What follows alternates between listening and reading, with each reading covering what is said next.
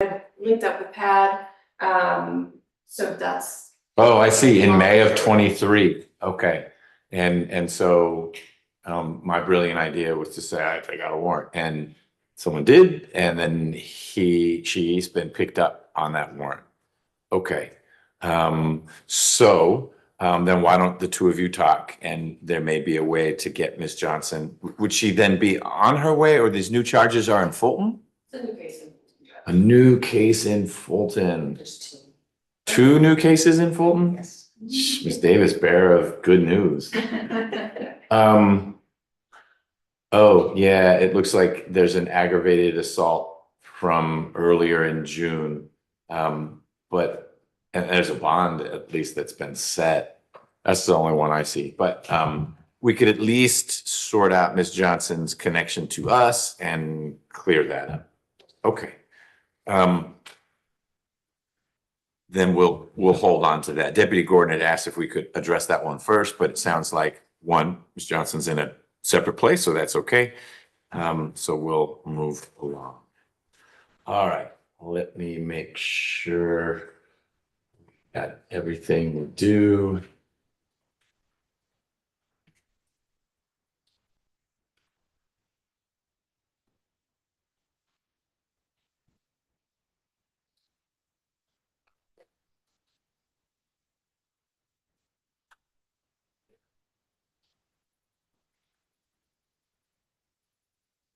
Okay. So the first position on today's calendar, which is labeled plea and arraignment, but it's mostly probation revocation, is Linton Greenway. Is Mr. Greenway in custody? He was set to hire. He didn't qualify. Right. I just wasn't sure if he was in. He's out. Okay, so he should be here then with us, unless he's online. She's not. Let's take a little look.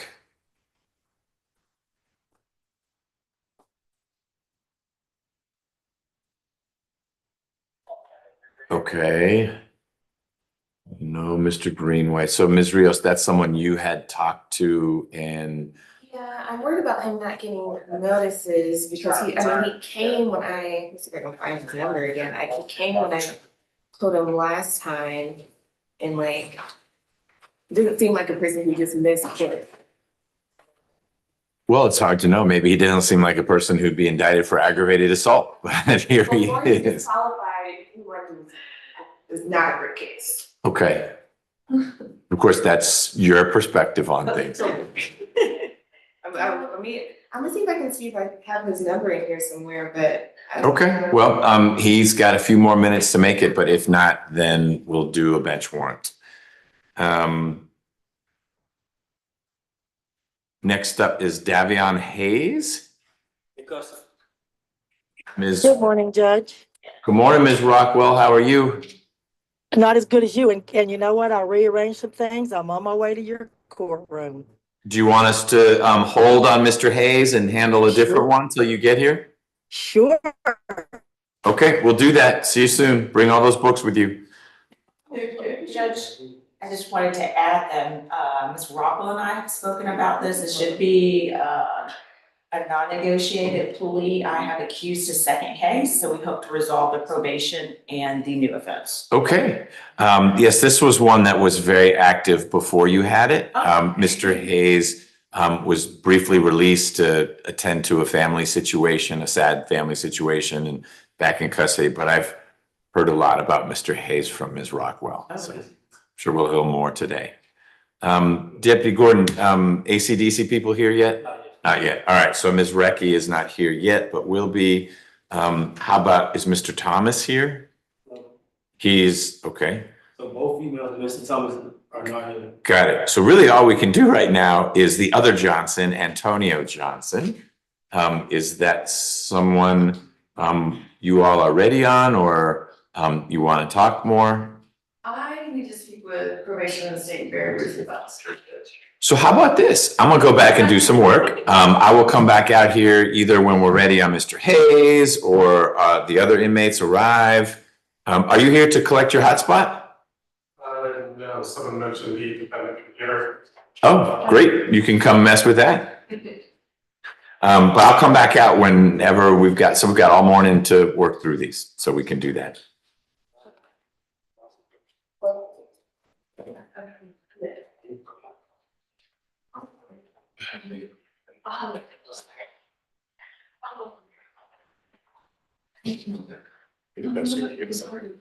How are you? I have Miss McBurroughs on the calendar. So if the state probation is asking to revoke 2 years. Yeah. If she denies, then you'll get the witnesses because she has 3 pending out of county cases going on, 2 misdemeanors out of Cobb, and one and a new felony out of DeKalb. So I don't know if she's gonna take the 2-year revocation. I don't want to talk to her when she gets here.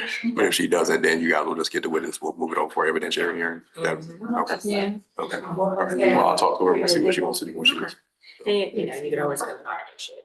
Right. Yeah, she's pregnant though, and that's what I'm semi-concerned about what's gonna happen with her if she ends up in the system. But, you know, so I'll talk to her. Bunch of stuff. Yeah, she hasn't been completed yet, but it's all pending. I know. You have to do all. I know. Broadest line, I think that there is a fine that's been made or something that's a special condition, so that would be an issue for her. So I don't think that judge will. you don't take the Because just on payment. no. I think that's the case. I was in that. Yeah, I think it's just the Okay. new offense. Well, we had a discussion. Okay. She's under first offender, so if you revoke her to serve, she's gonna get credit for the time she's been on probation against that anyway, based on first offender, right?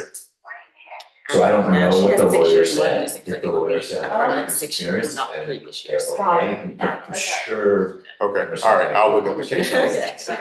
I'll wait till she. Because it seems like you're doubling out. She's. I wish you would. I don't think you can. Okay, all right, thank you. All I'm doing is accepting the verdict, holding the jury, which is purely procedural. There's no, the defendant being there, not being. There's nothing for them to object. Right. And the jury didn't have a question anywhere. I must say, yeah, but I was alive. What the question My was. sister didn't. I was just lawyer. All you might say, hey, I was pleading. The question is, we found him guilty on 6 counts, but not 7. But it was nothing. Yeah. It was very, almost like talking. Right. It's what time we'll get for. Which is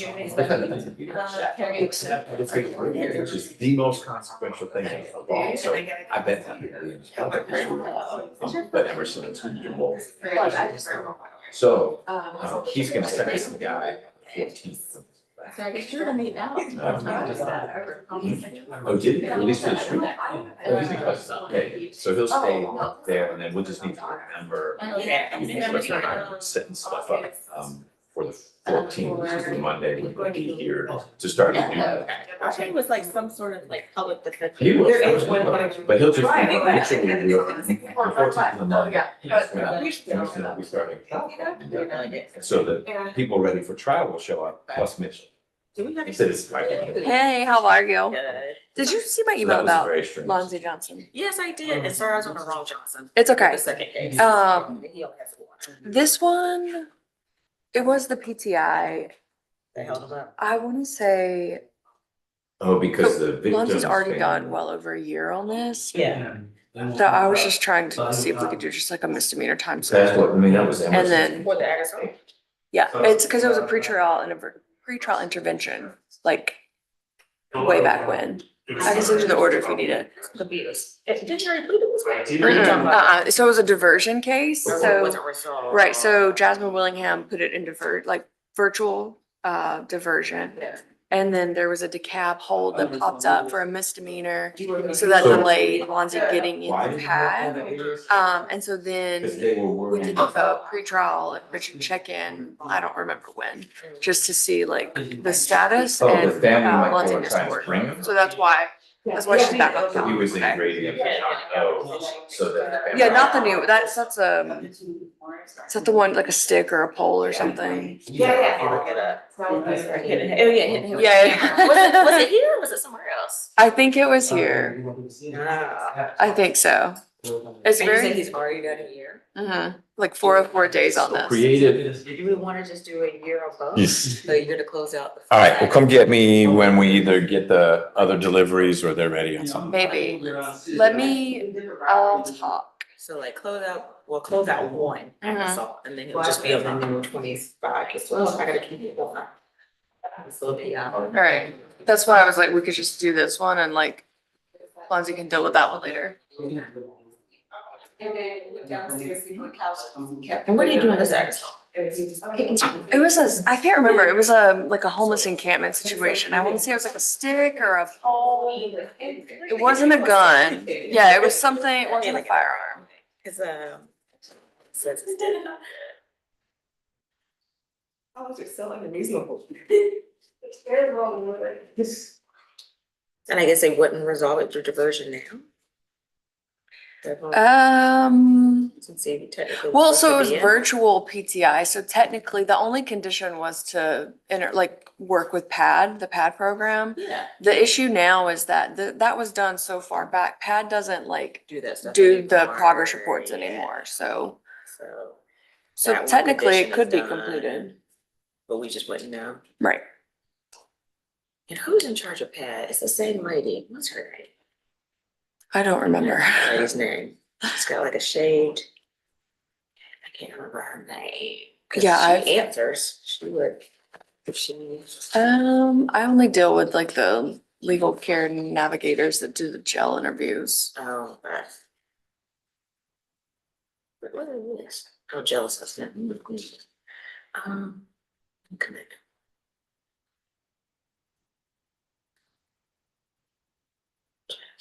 I did my due diligence. And does she know the victim? I think so. So would Alice waive for fee, so he said, or did in an aggressive manner after the victim's head missing body if you inches. Pedestrians. There's no. We don't hurt anyone.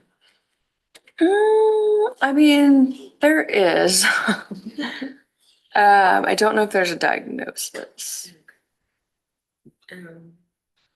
Yeah, I think a year and maybe since we can't do the go, maybe the balance on probation like 5, the early bid date, the judge will accept it. I will talk to Lonzie. So if we can't resolve it with a plea, it'll just be a bench warrant set aside. Okay. But I'll talk to her. And then, that offer will remain for the second one. Mhm. And if she does take it, I'll go ahead and indict it. Mhm.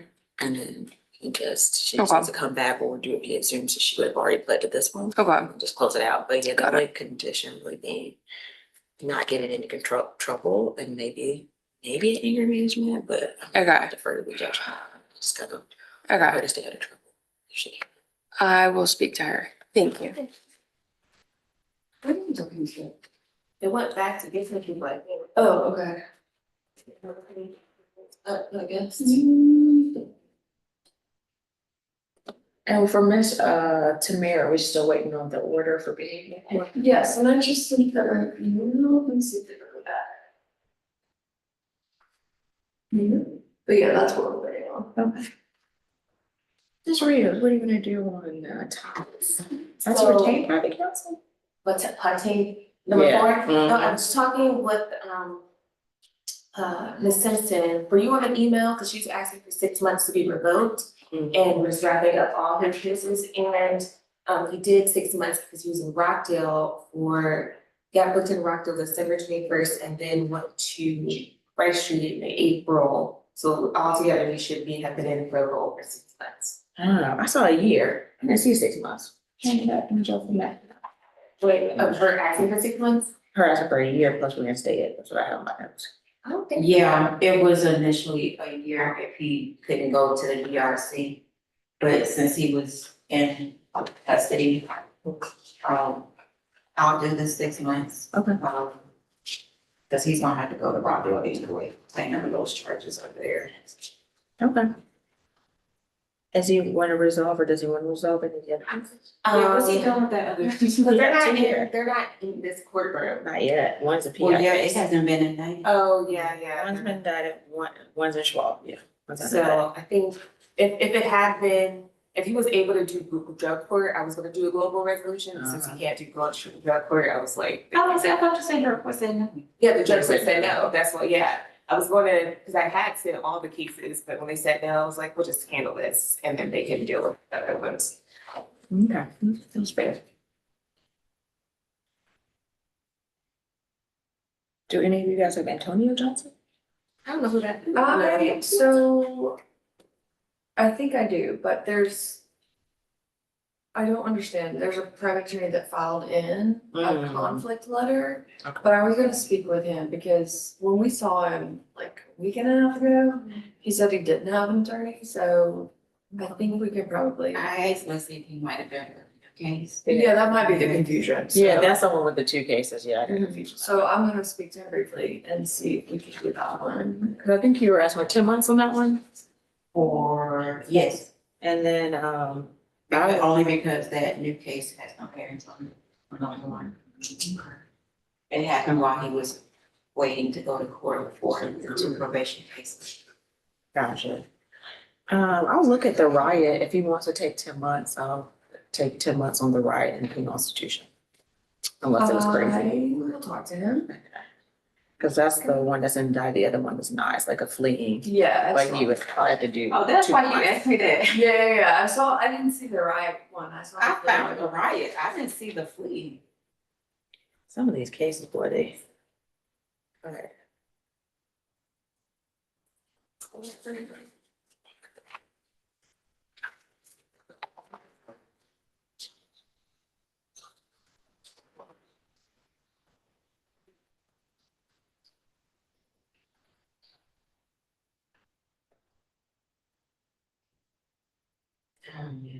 What's the case number for the riot? The, It's 25 SC 001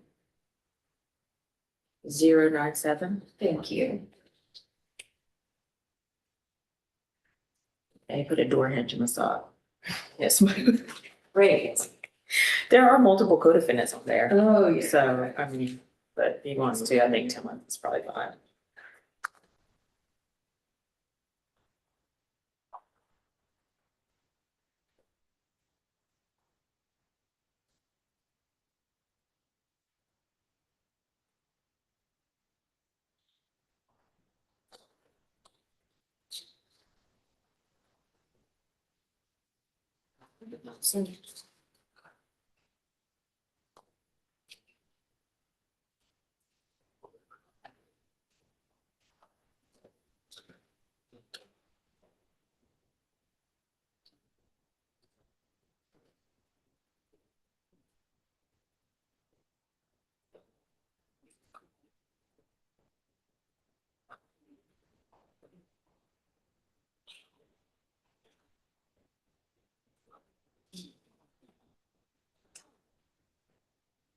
Oh, yes. Gosh, you don't know how much I had to I need to harass. Well, to it's get like, that done. well, I have a client who initially got diversion with the person who took over for him. Yeah. And then he's like really old, doesn't know how to use computers, and we brought him back, he hadn't done it because he never got the information. Yeah. And so I had him set up an email, because I was like, well, maybe it's because you didn't have an email. Yeah. And then I've been reaching out to Diversion and still nothing. Yeah. So no information, how does he do it? Hold on, who we been reaching out to? Well, I was reaching out first to This should be a whole the other attorney tool. who did it, is it Miss Reky? And she said she kept trying to reach out to them too, and then never heard anything back, but I think I did reach out to Ms. Poole too. And I'm like, this old man, But it's really, what's his name? It's really, Deontay, who does all the kind of legwork. the client's name is Richard Shanks, and he's like in his 60s, and Oh. I think almost 70s actually, because his wife is a victim, but she does all the things for him, and that's just a version, but I'll reach out again, because it's gonna be the same thing, a year passed, nothing's been done. Then I look at him as a problem. If you give me the name, what calendar is it on? He's not on the calendar and Oh, coming up soon, he just be set again for 6 months. And that's from like 3 months ago, and it's gonna be the same thing. Let me get this chart calendar and then I will Okay. correct them for you.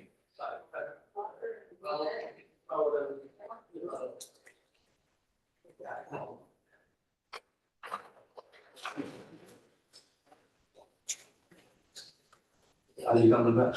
Yeah, cool.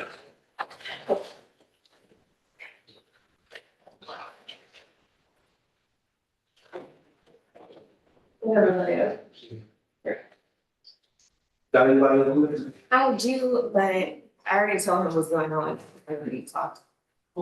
Pontius, Oh, he's, yeah, that's about does he look like he's need to talk to somebody? him. No. That's a question.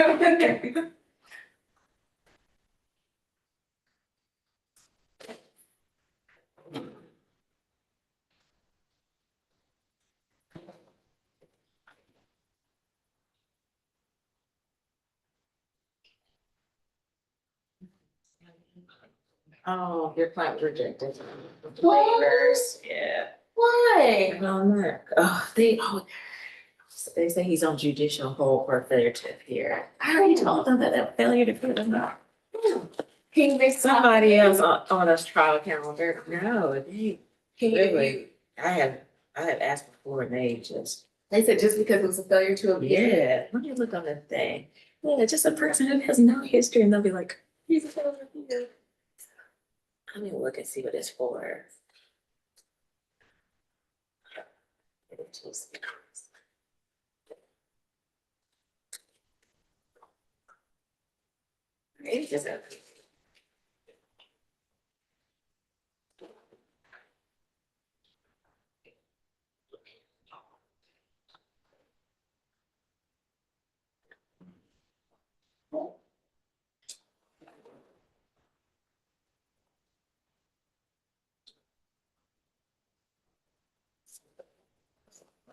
Now you see the DC, I mean, FTA had history.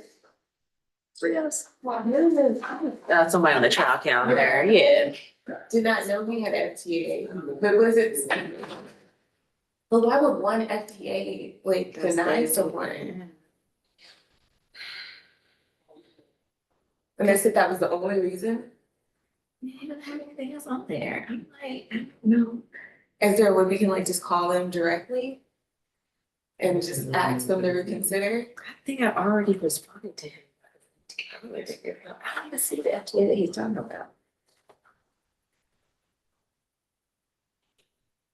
It's like, y'all, that's too strict.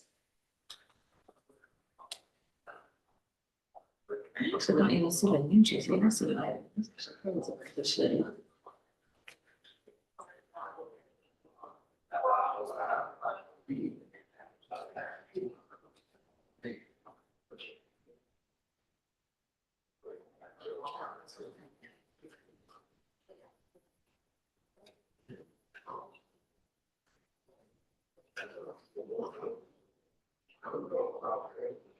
He says he has 2 similar open cases.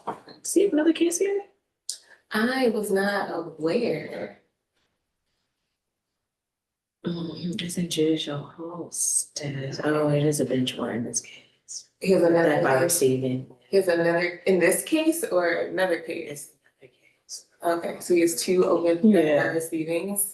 Where, and it's just in, what? Yeah. My bad. Why is it in complex? But why don't I see that on his GCIC? Yeah. Ew. Yeah. So, I mean. What's the other case? Because then we need to resolve both cases. Yeah, we did. The other case is, oh, yeah. 24 SC 005327. It wasn't on his history. Or maybe it was so similar, I couldn't tell the difference. Yeah, but it still would be 3 years probation, GED, I wonder employment, though, community service, the thing is, anti-theft. wait, that's different, yeah. Cause my, They're both deaths, and he's pretty young. He's like 20 or so. So it's just very minimal, no objection to early bid. All the good stuff. The other case, so wonder if he both under first offender. I won't object, but I don't think he can, but I'll defer to the court on that one. So there's a new from Mr. Favors. All right.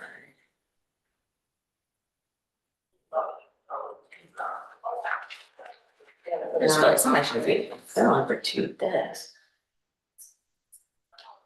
Would you be willing to reduce to a misdemeanor on that case? So we can do first offender on one, just give, I mean, it's thefts and this was going. I gotta look at it. It's because the one where he was in there with a bunch of co-defendants, that was. I know you saw those ring camera videos. I mean, I don't know which one Okay. was in them, but that was No, that was a different crazy. case. We put that case out. Oh, because you had Martin. Yeah, that was Yeah, Martin. that was This another is a case. different case. I have to look at both of them. If we can do that and that just saves his felony, I mean, if he gets in trouble again, he's, done. But if we, on this non-complex case, I'll look.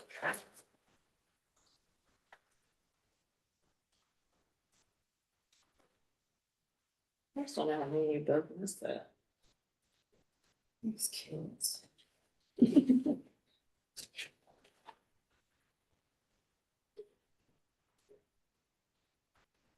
What I think about, it's just that,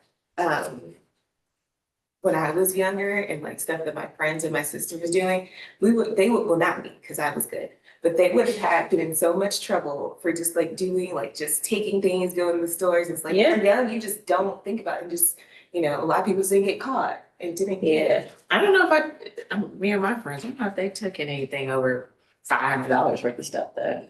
One time, my sister broke into the neighbor's house and took some money that might have been like a lot of money. She was Yeah. like 11.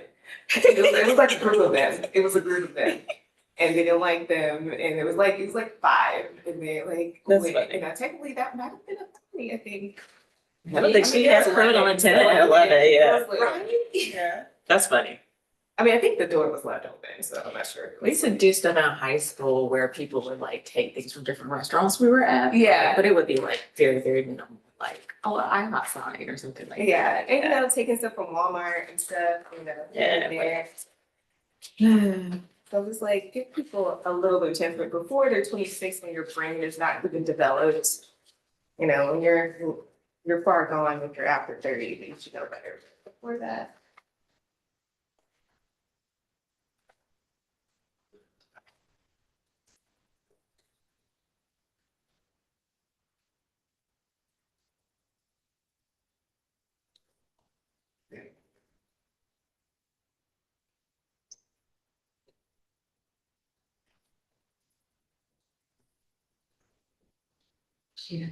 Yeah. Did you watch the trial?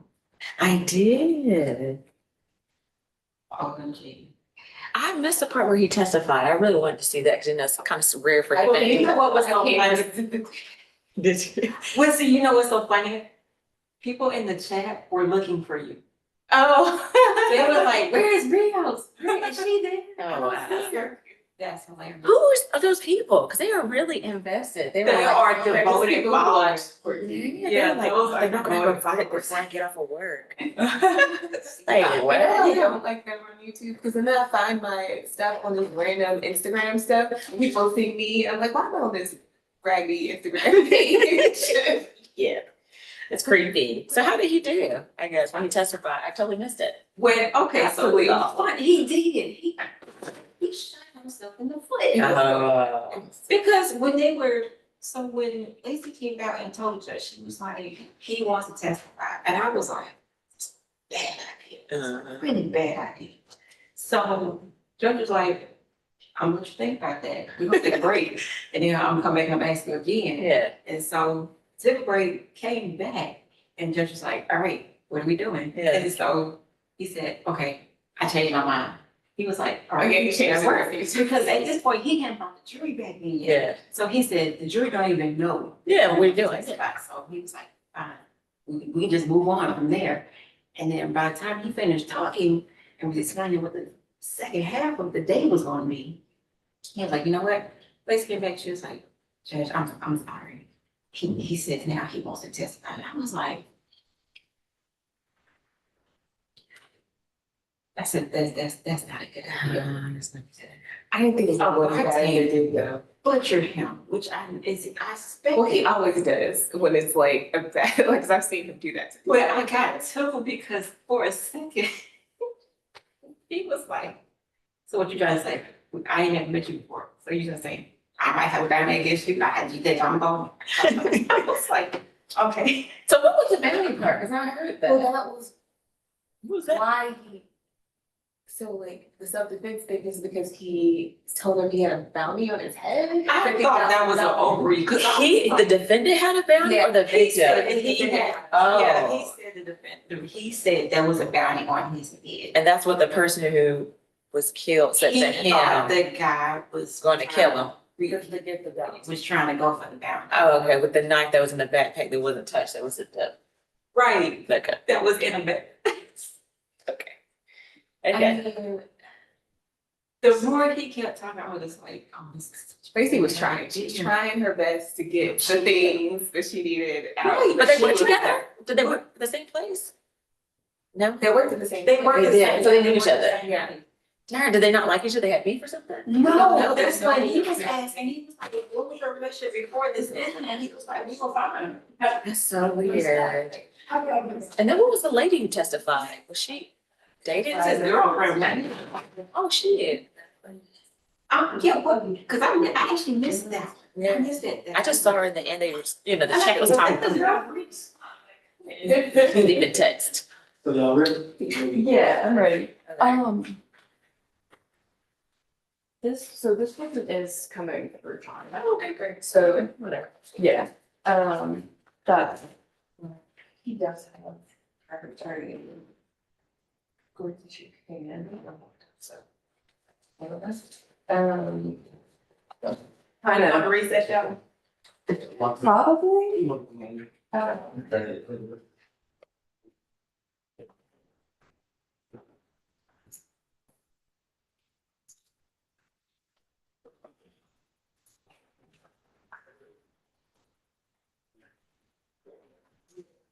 So it's time to tackle one or more of these cases.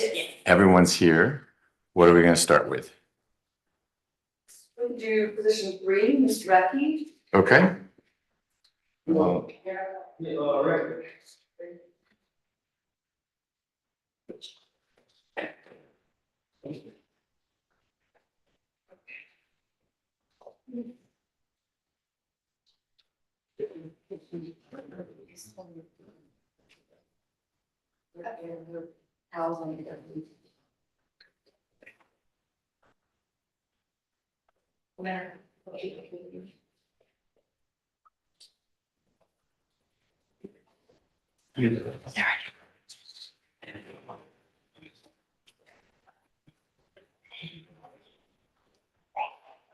Good morning, Ms. Rivers. Are you able to hear us? Yes, I am. Good morning. Great. Well, we'll get started. This is position 3 on our calendar, State versus Reky. Ms. Reky is here in court with her lawyer, Ms. Wood. It's 23 SC 190994. Good morning, Ms. Reky. Good morning. How are you? Fine, and you? Okay. Sorry to see you back in those blue clothes, but we'll talk through it. I signed a probation warrant back in May of last year, so it was a while ago. You had disappeared. Your probation officer was trying to find you, and the address we had for you wasn't where you were, and the phone we were trying to reach didn't connect with you. So we're glad we caught back up with you, but we need to figure out what's next. Ms. Wood talk to me about Ms. Reky and what you're proposing. Yes, Judge. So we referred her to Behavioral Health Treatment Court. I have been advised by Ms. Ross that they met with her. It looks like they met with her on June the 10th, and they've accepted her. I'm just waiting on that final paperwork. Okay. So I've spoken with the state and probation. I think we're in agreement that BHTC is a good fit for Ms. Reky, and that's probably the best option for her. And so that's our proposal. We would just admit to the violation. And the only thing is that we're waiting on that final paperwork. And so I'm just going to ask if we can hold the disposition or however we do it, just to make sure she's not released to the streets. Sure. And we can talk with Ms. Simpson. There may be a way to have the revocation be released to BHTC. And then we just need to make sure if for whatever reason that falls apart, we're checking in so that Ms. Reky's not stuck. Yes. It sounds like she's been accepted, and so it's very much a question of when and not if. But we can either hold off on signing something, or I think there's a way to say it's a revocation, release to BHTC, and then they'll send me or Judge Richardson an order to sign to release Ms. Reky when BHTC can come pick her up. Perfect. Ms. Davis, is that consistent with what you discussed with Ms. Wood? Yes, Judge, that is. Okay. Ms. Reky, tell me what you understand behavioral health treatment court to be. What do you think that is? It's an in-house program, housing program. So it does have some housing. The program is not where you'd be living. So you'd live in one place and they give you a MARTA card. You might take a bus or a train to get to what's called Hope Hall. That's where the classes are. But then when you're done with classes, you'd go back to the housing that they provided for you.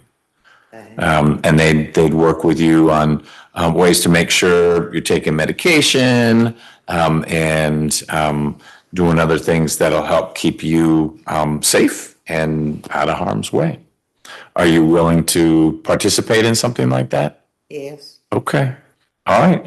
Well, I find that you did violate your probation by not reporting and kind of disappearing. The officer couldn't find you. You want to make sure that if you do move from a place to another place, you let your probation officer know so that officer can meet with you when it's time to meet. Okay? Okay. Do you know where probation's office is? Because the other way you could handle this is you could always show up and say, hey, I know I've been living somewhere different, but here I am. I'm coming to the probation office. Yes, I know where it is. Where is it? Up the street from the Greyhound station. Right. Okay, good. You know where it is. So, Ms. Simpson, what's the right way to structure this? Do I revoke, I don't know how long Ms. Reky's been in. How long have you been stuck in jail, Ms.? 7 months? Holy smokes. So I was going to recommend to revoke 8 months, just to allow that last part of, to that time for BHTC to finish their paperwork. Mm-hmm. We can do the release to BHT custody. Okay. Unless you want to do it. No, I'm okay with that, except you mentioned she's got 3 years and 2 months left. If revoking 8 months would mean subtract 8 more from that figure, we're getting close to, but that's how long BHTC takes. And especially with BHTC, where there's sometimes a few false starts, and it takes a little longer to get through the program, they are hoping that there are at least 2 years left on probation, and we wouldn't quite bump into 2 years.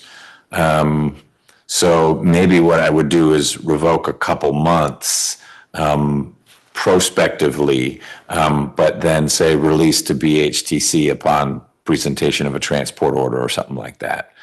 Why don't we try that? Okay. Either way, Ms. Reky, the goal is to get you to behavioral health treatment court as soon as they can get you. They need to line up that housing so you have a place to stay, and then they'll get you into the program. Any questions? So I'll be under Walton County until they find me a bed. Right. So Yes, that's right. And then they'll find you a bed, you'll stay there. And if for whatever reason you walk away from where you've been staying, just plug back in with probation. If you come to probation's office, they can get you reconnected with what's going on. Or to Hope Hall, that'll really be where you'll want to go. While you are in behavioral health treatment court, probation sort of stays out of the way. They're in the background. And really your supervision comes from the people at Hope Hall. And so once you learn where that is, that's where you'd want to go if maybe you have an incident and you've left your housing and you're not quite sure what to do. Hope Hall is always a safe place to go back and say, here I am again. Okay, any questions? Where's Hope Hall? It's near the jail, not the city jail, but the county jail. In fact, if you look out the correct window of the jail, you can see Hope Hall. It's very near there. And that's where all your classes will be. Okay. All right. Well, if there's nothing else, that's what we'll do. And Ms. Reky, it really should just be a number of days. It's not going to be months before you're there. It might be next week because this is a short week with the 4th of July. But I'm hopeful by next week, unless they have trouble finding a bed. That would be the only reason why it would take a little bit. Okay. All right. Well, you take care. You too. Okay.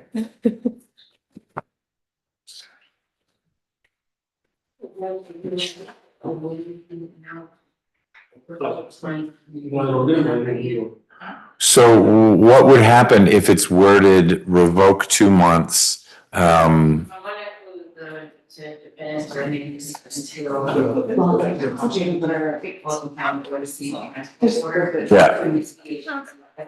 Yeah, to BHTC, yeah. Yeah, I might put that in on that bottom part. Right. I don't know, I don't want to structure it so that then the sheriff would say, well, we can't release her to BHTC because she still has 27 days left. So it's revoked 2 months, reduced to time served upon release to BHTC, something like that. Why don't we try that?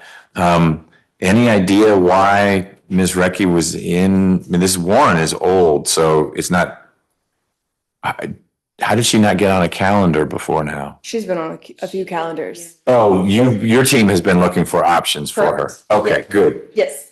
All right, because that was not Ms. Nelson-esque at all for it to be like, wait, she's been in for 7 months and No. she's been on several calendars as you and Ms. Ross try to, got it? Yes. Okay, And there was an issue, we had BHTC go work with her and she was very confused because there was a miscommunication. So that's part Okay. of the delay. got it. Okay, feel better about that. What do you want to do next? Position 8, Lonzie Johnson. It's just going to be the bench warrant set aside here.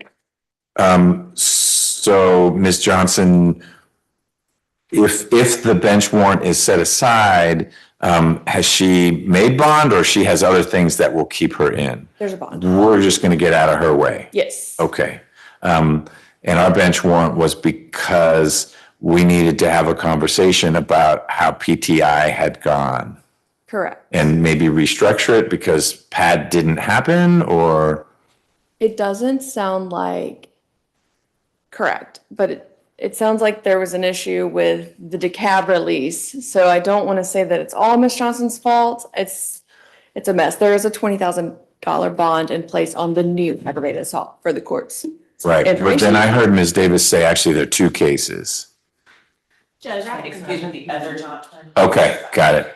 Okay. Good morning, Ms. Johnson. Hey, come on. How are you? Oh, please don't ask Yon, but go ahead. Okay, well, I won't ask that again. It's okay, it's okay. But Ms. Johnson, you are here on an old case you had with me, and you were given what we call pretrial intervention. You were going to be in a program with PAD, but something came up in DeKalb, and you got pulled over to DeKalb. A little situation had went on up in Dorville, Alpharetta, and it was miscellaneous. Okay. Well, But she was telling me that I didn't know I had supposed to came back over here for the PAD program. So Right. they didn't tell me that. But go ahead. so we'll work through that. But you did have a court date. It would have been, oops, you're not on my screen anymore. Let me get you back. You had a court date where we were going to talk about, hey, had you done PAD? What happened? And you didn't make it to court. And so one of the reasons you ended up in jail recently was a warrant that I had signed way back in 2023.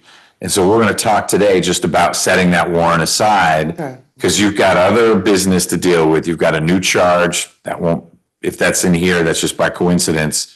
But I do want to make sure we close the loop on, are we going to pursue the pad situation or just let Ms. Johnson focus on the new charges? Why don't we start by talking about setting aside the bench warrant? Yes.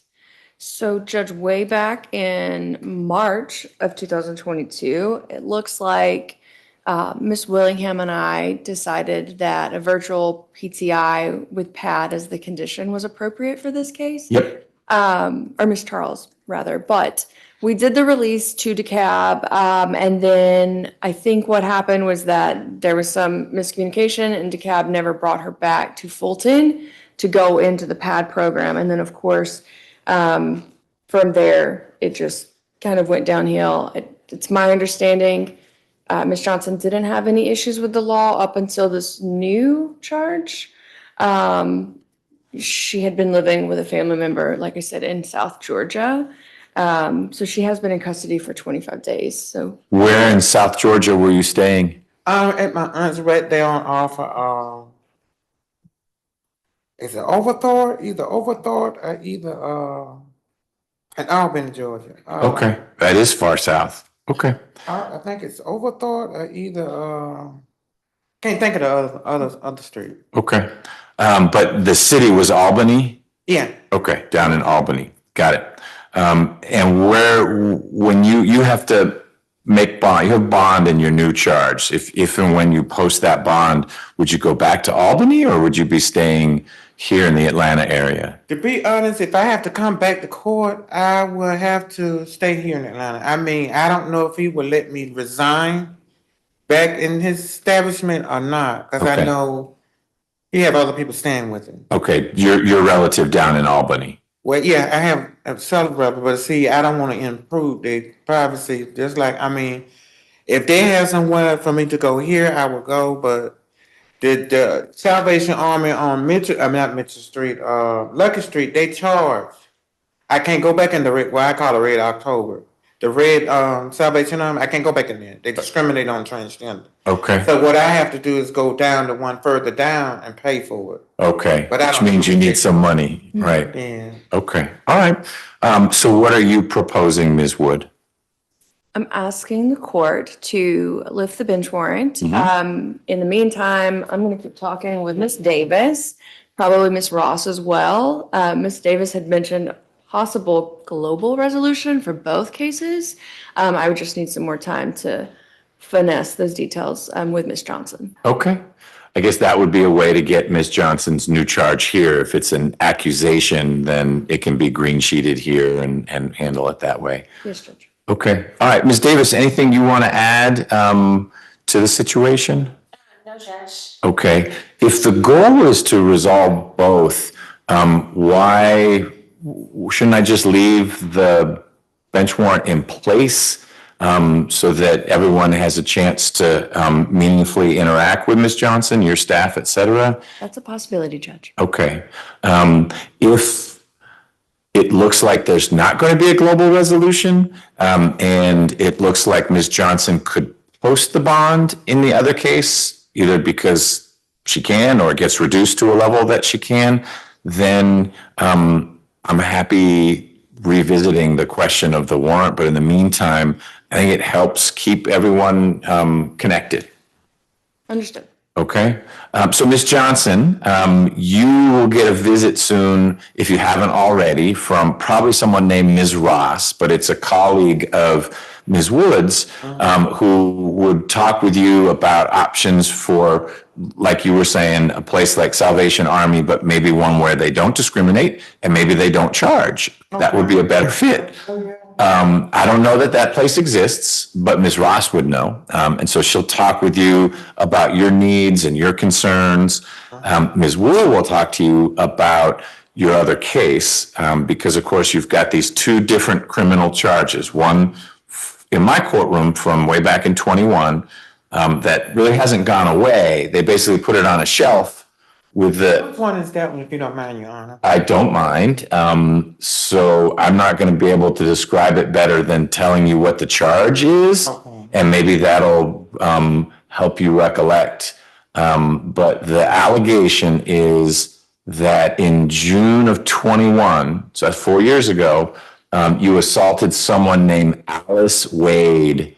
That's the allegation. And that's the one where, with your lawyer's help, the agreement was you'll go to PAD. It's the same one that I got into it with? Most recently? I don't know your recent charge is coincidentally from June of this year. So June is a complicated month for you, but you were, what it shows in the system is that you were arrested a few weeks ago for a different aggravated assault. I don't have any info. Well, This is my first arrest here. okay. What do you mean? Let me see if I can find it. But while I'm looking for that, just to clear things up,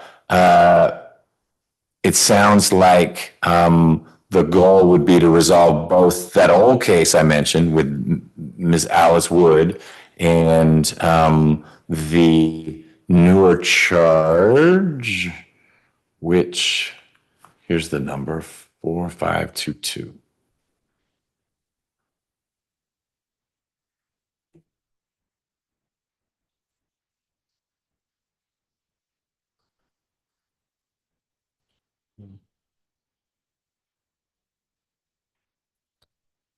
Excuse me. So you were arrested on June 7th, so just about 3 weeks ago.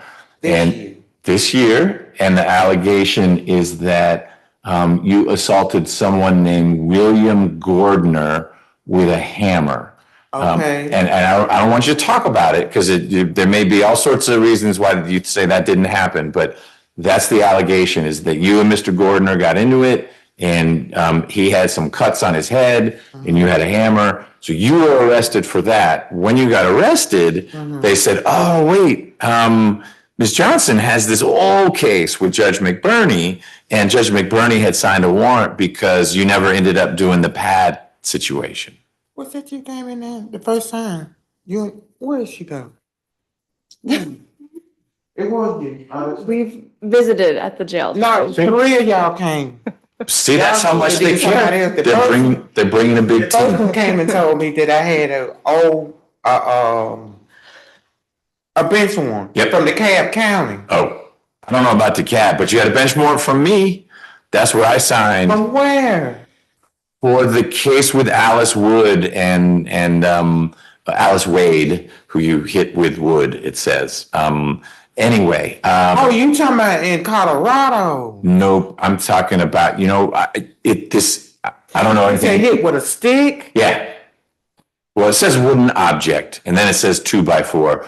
But again, I I was don't. in Colorado. I already had done settled that up there. Okay. That Well, was stealing my personal and jumped on me and stole my pad and pocketbook. well, they shouldn't do that. But this is a different situation. This is Okay, not but Colorado. one of the What we do? he must have put it in the computer. One of the used to be a correction out here years ago, but now he's up there in Colorado. How did you get all the way to Colorado? Huh? How It's did been you- away from a whole bunch of drama, and then they got went up there for shelter because they don't have too many shelters here. No, but Colorado's far away. Yeah, I think it's 3 or 4 states away. So the case here, the one that you had the bench I don't warrant remember for, nobody here with no stick. the allegation is that you were up near Haynesbridge Road and you were swinging something at pedestrians, and the officer, Where is that road is? it's in probably Alpharetta.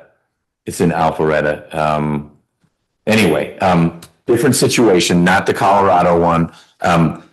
And Ms. Wood and others are gonna talk. No, excuse me. They locked me up for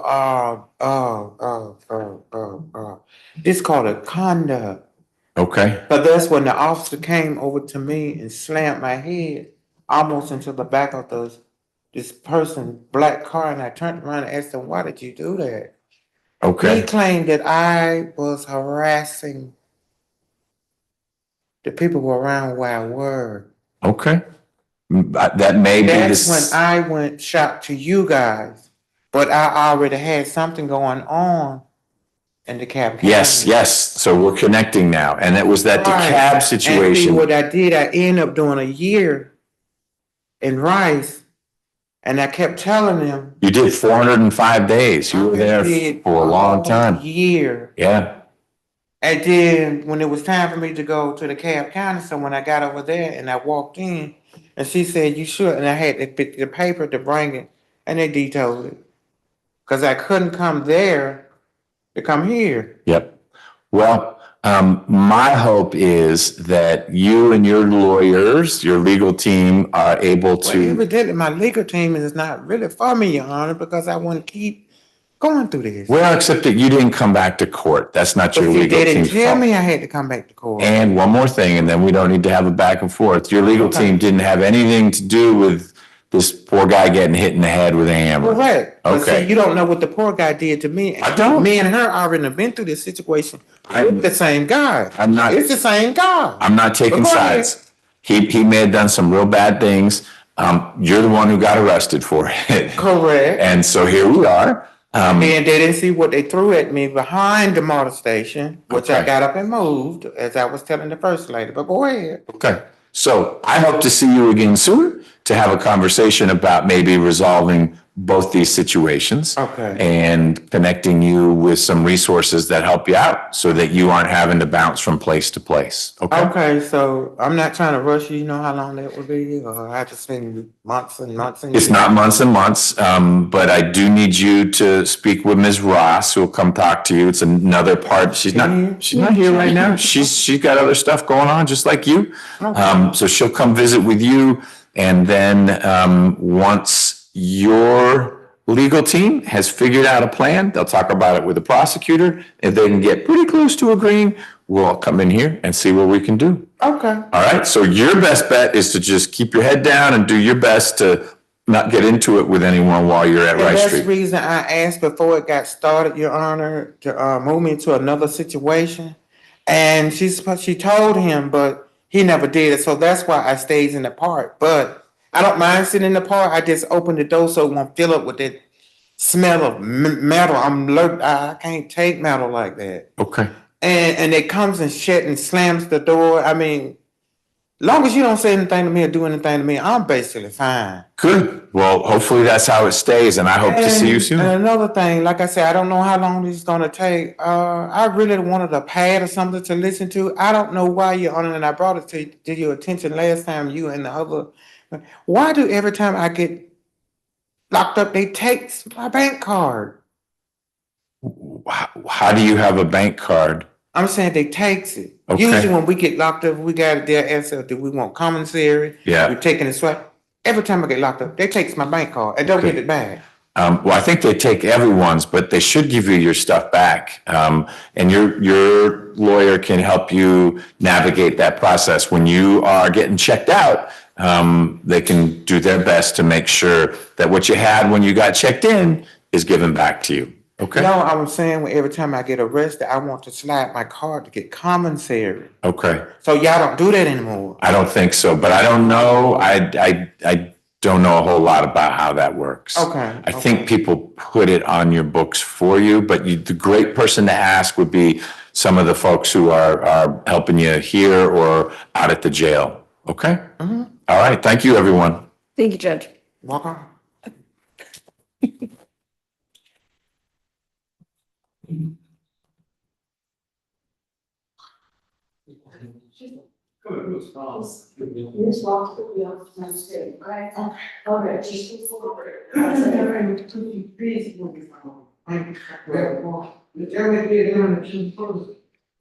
So Ms. Wood, so that Ms. Johnson doesn't languish longer than necessary, what's the right next step? An inquiry calendar in 30 days? Okay, and we can always meet sooner if things develop, but 30-ish days, is that enough or should I do more? That's good, Judge. I'm gonna check because Pat is usually really good about reconnecting. I have a feeling they have no idea that Lonzie is back in Fulton. I bet that's right, or that was really, I mean, that was so long ago that Right. Ms. Johnson was even on their radar in 2022. So it sounds like it was the DeKalb hold that blew everything up. It's not DeKalb's fault, but Ms. Johnson had to get over there, and then the things that were supposed to happen didn't happen. Okay. Next. Judge, so I have an announcement on positions 5 and 6. Mr. Johnson. Okay. Let me find his warrants. You good? Ish? So Mr. Johnson is a failure, he's a technical violations. No, there's more developments? More, Judge. Okay. So. Oh, this is someone with 2 cases. You were saying Johnson has 2 cases and, oh, that was missed. Okay. And Johnson does have 2 cases. It's not Miss Johnson. Yeah. He has an indicted case and then a new unindicted plea. And he also has 2 separate private attorneys involved.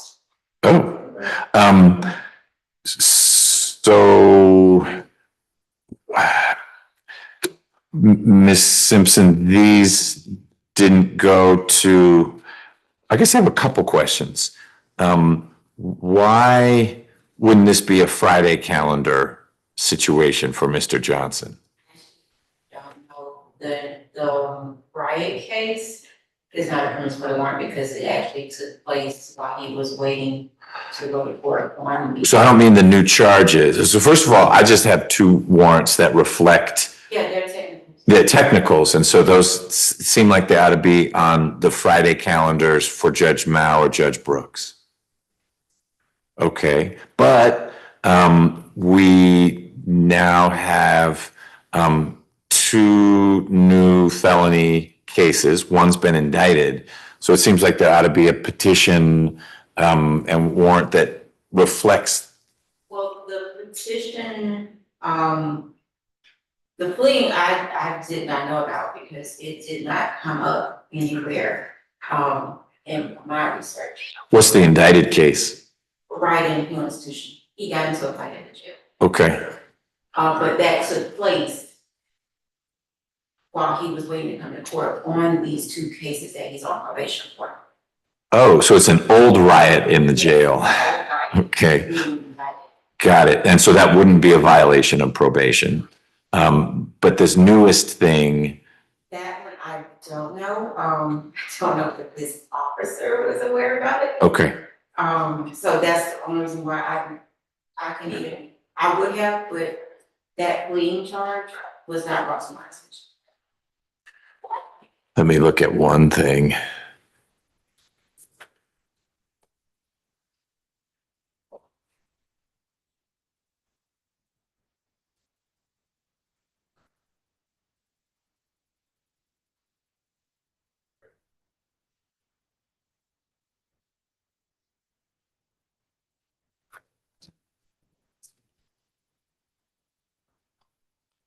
So Ms. Hill, who is a quasi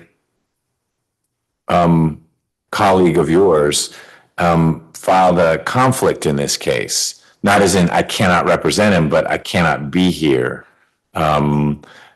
So did she originally?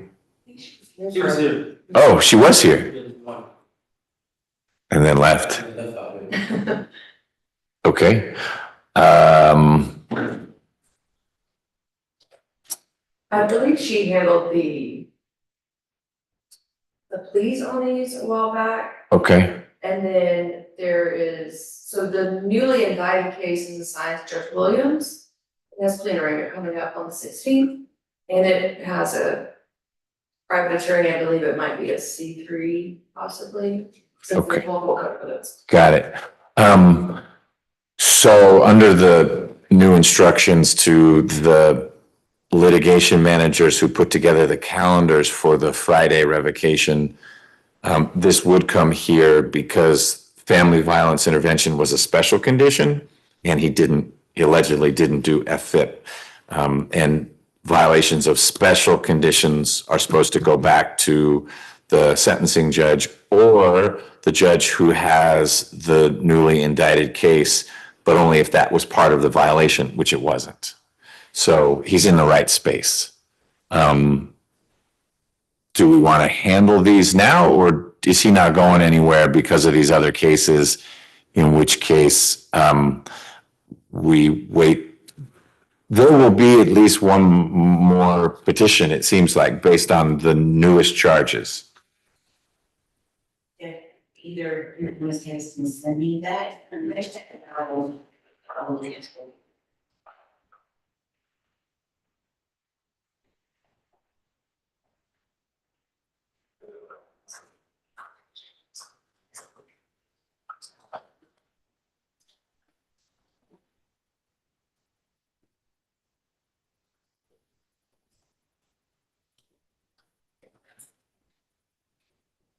I can give you the PI number.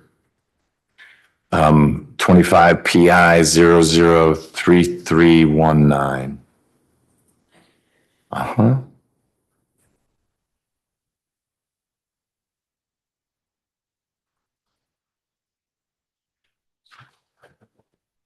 So, my thought would be to,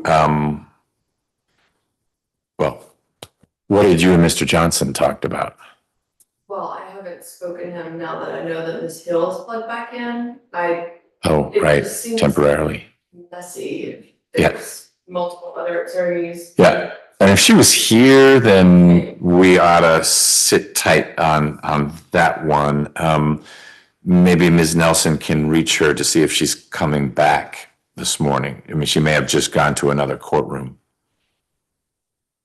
How did you know? Yeah, I know her face. Okay.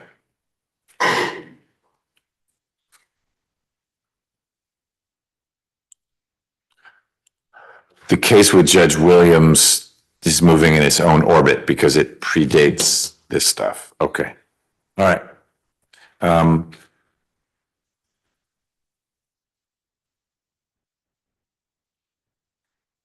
Can you at least start in motion whatever it takes to get a petition for the new charges? If Ms. Hill comes back, she may say, look, I'll talk to him and we'll just resolve everything. But if she doesn't, then we'd reset it for her to be here anyway. And if we could get Ms. Hill here and a new petition, and we could handle it all.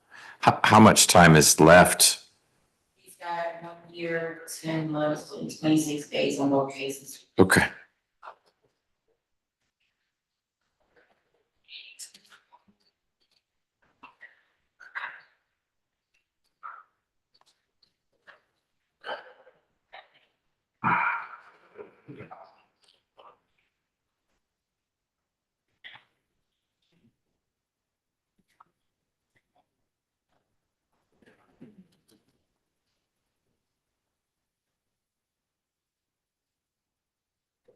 Okay. What are we gonna do next? I have Mr. Thomas, want to do number 4. I want to do whatever we can move along. I'm just having the council with Mr. McBurroughs. Let's do that. I'm not sure what the position Position is. 7. Yeah, no, I've got it, and I have her warrant. Is it hard to read? Yeah. Okay. What is your announcement on Ms. McBurroughs? Well, Judge, she has been on probation before the court since 2023. She's on the first offender probation. Late last year, I believe she got 3 new separate warrants out of 3 different jurisdictions, Cobb County, Gwinnett County, and DeKalb County. Right, that's the basis for the revocation. Yes, sir. Do you want her out here while we talk, or you've already talked with her? I've spoken with her. Okay. So essentially probation is asking for a revocation of 2 years. Is she there at the door? Could she come out so she could at least hear my? Yeah, Ms. McBurroughs? Great, she can come on out. So we've spoken to probation. They were willing to revoke 2 years to serve and not do an adjudication because she hasn't been convicted of any of these new charges. I've spoken to Ms. McBurroughs. She is 3 months pregnant. She has a 5-year-old autistic child. She's just not in a position where she can risk 2 years of confinement, consider her current situation. She's given me a witness that would impact the Gwinnett and the Cobb County case that I think would be in my best interest to at least, or her best interest to speak to an interview. So we're asking the court to either schedule it for evidentiary hearing so I can get that witness produced and maybe, or at least advise the state of what that witness would testify to. And then maybe we'd be in a better position to resolve it. Okay, that's a reasonable request.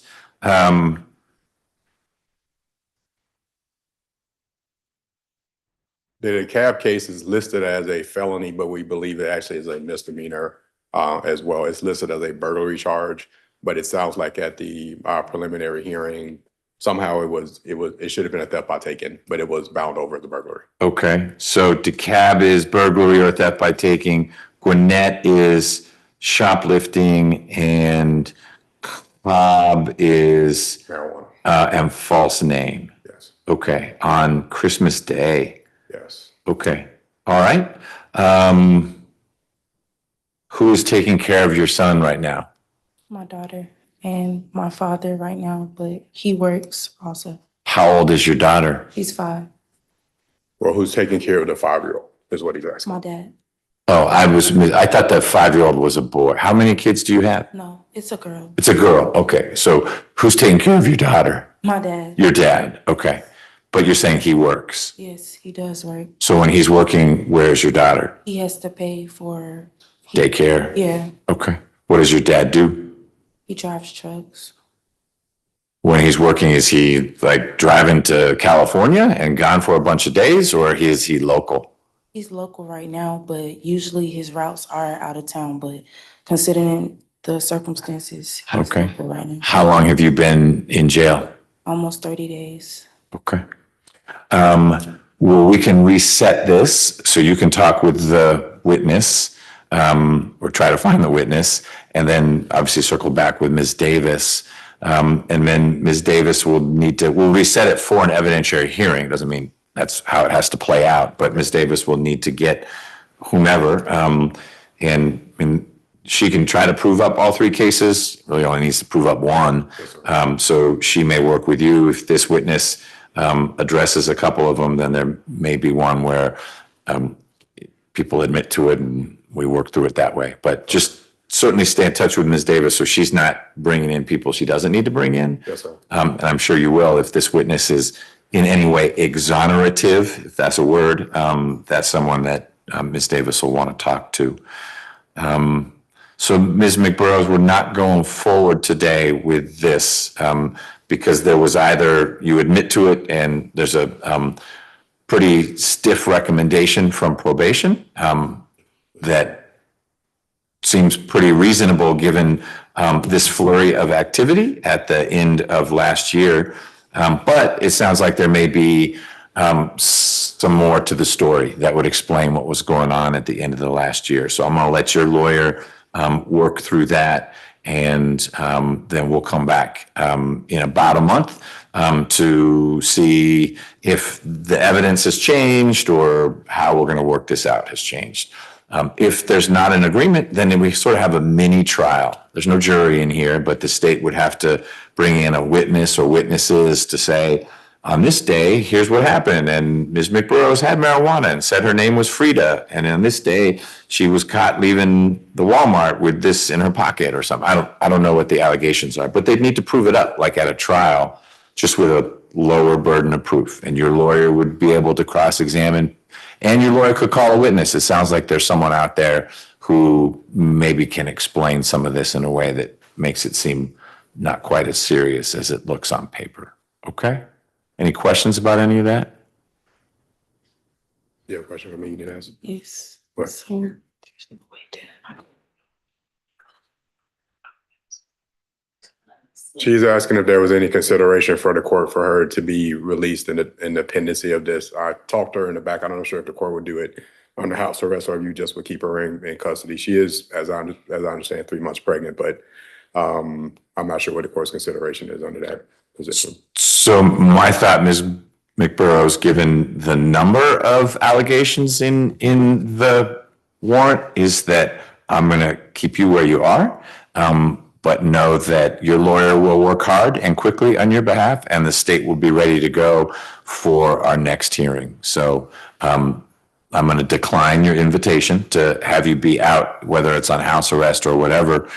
We need to work through this and figure out what's next for you, and not run the risk that something like these allegations pops up again while you're out, because that would just make it more complicated. Okay? Thank you. Thank you, Judge. May I be excused? You bet. Ms. Mignot is listed as counsel of record. Did you file an entry? I just want to make sure you get notice. We did. We filed an entry. We filed a substitution of counsel sometime last week, I believe, because her office reached out to us and said that they were getting notices along with us, but we did get notices as well. Oh, you're in now. The calendar was published a while ago, and so, but it now says Robert L. Booker, so we're good. Okay. Excellent. So you'll get notice of when we're reconvening, and we'll see if we can sort this out then. Thank you, Judge. Okay, all right. Thanks.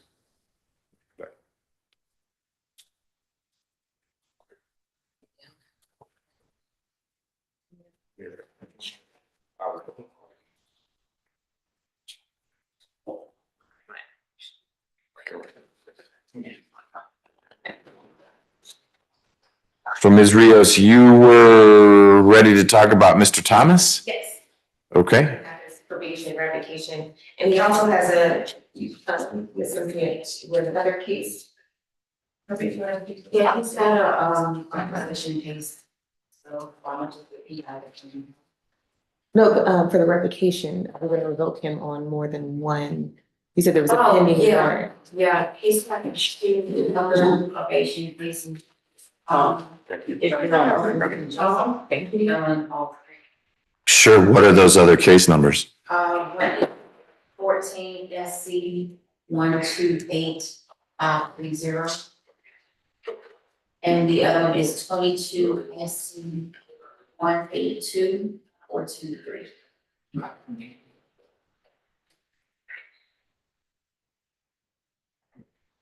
I think they were Judge Woodward's.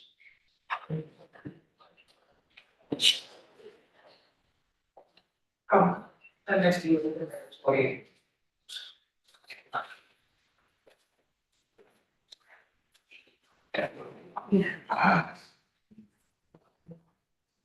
On everything, so you don't have to come back and do it.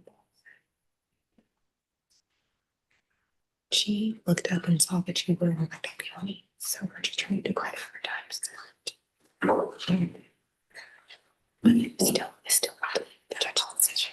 Yes.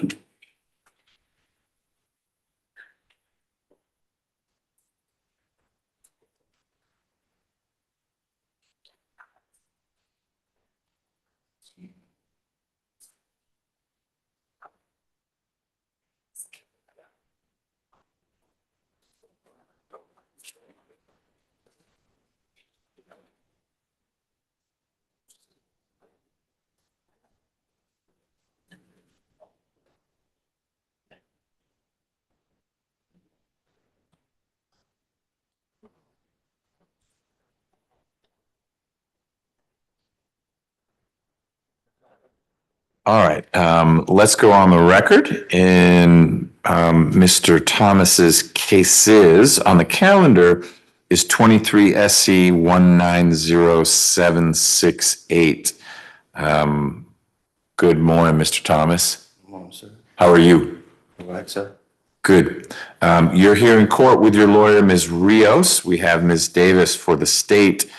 Mr. Thomas, you actually have two other cases for which you are on probation. One of them is 14 SC 128530. That's a burglary from 10 years ago with Judge Newkirk, and he sentenced you to 15 years to serve 7 with the balance on probation, and you are still on probation in that case. Ms. Simpson, how much time is left on that case? 3 years, 8 months, 11. And Mr. Thomas, you also have 22 SC 182423, which was a case with Judge Whitaker. Gosh, you've had revocations in all these cases, several. And with Judge Whitaker,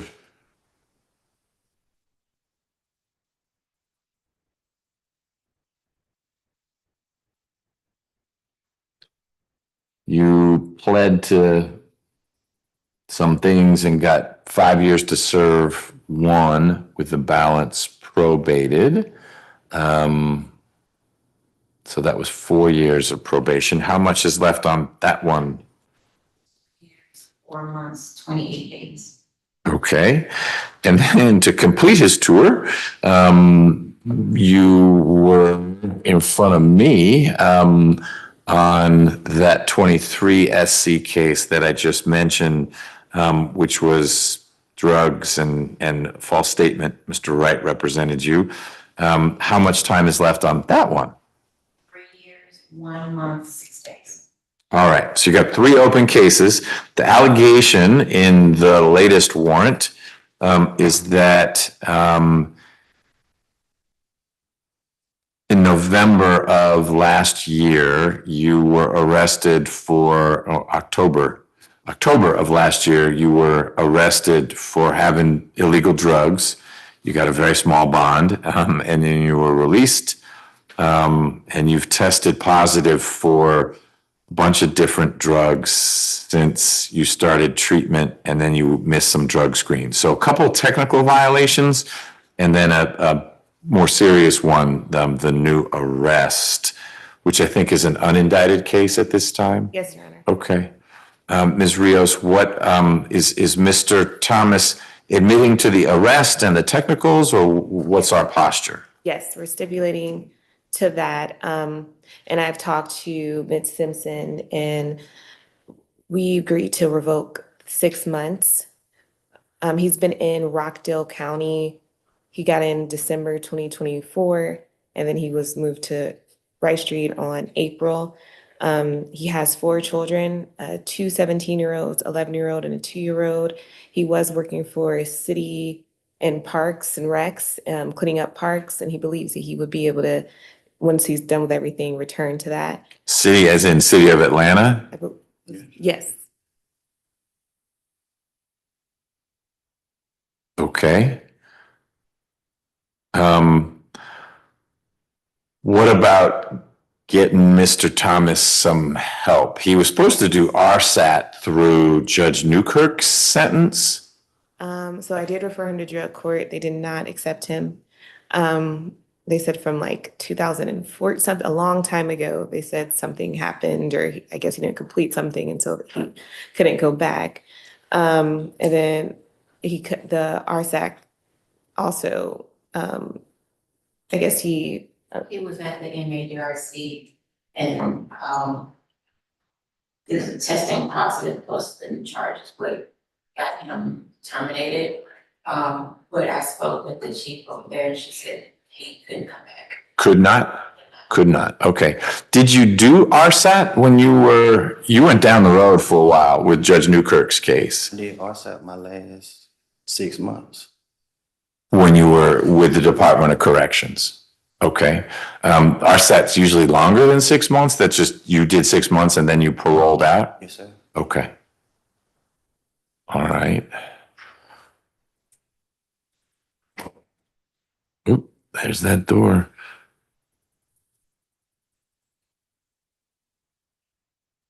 So you got revoked for 4 months by Judge DeFore in August of 23 for failing to report and paying restitution.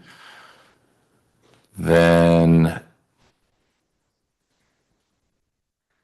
in May of 24, you were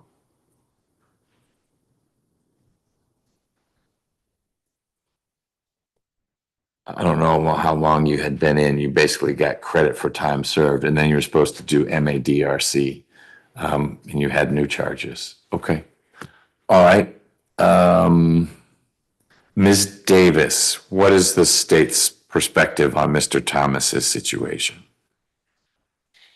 Judge, we had hoped to maybe resolve some of the other open cases. I believe just the petition has listed the 24 PI case, but there is a 25 SC case that is in before Judge Schwall. Oh, what's that case? 25 SC 001399. I believe it's a firearm by felon.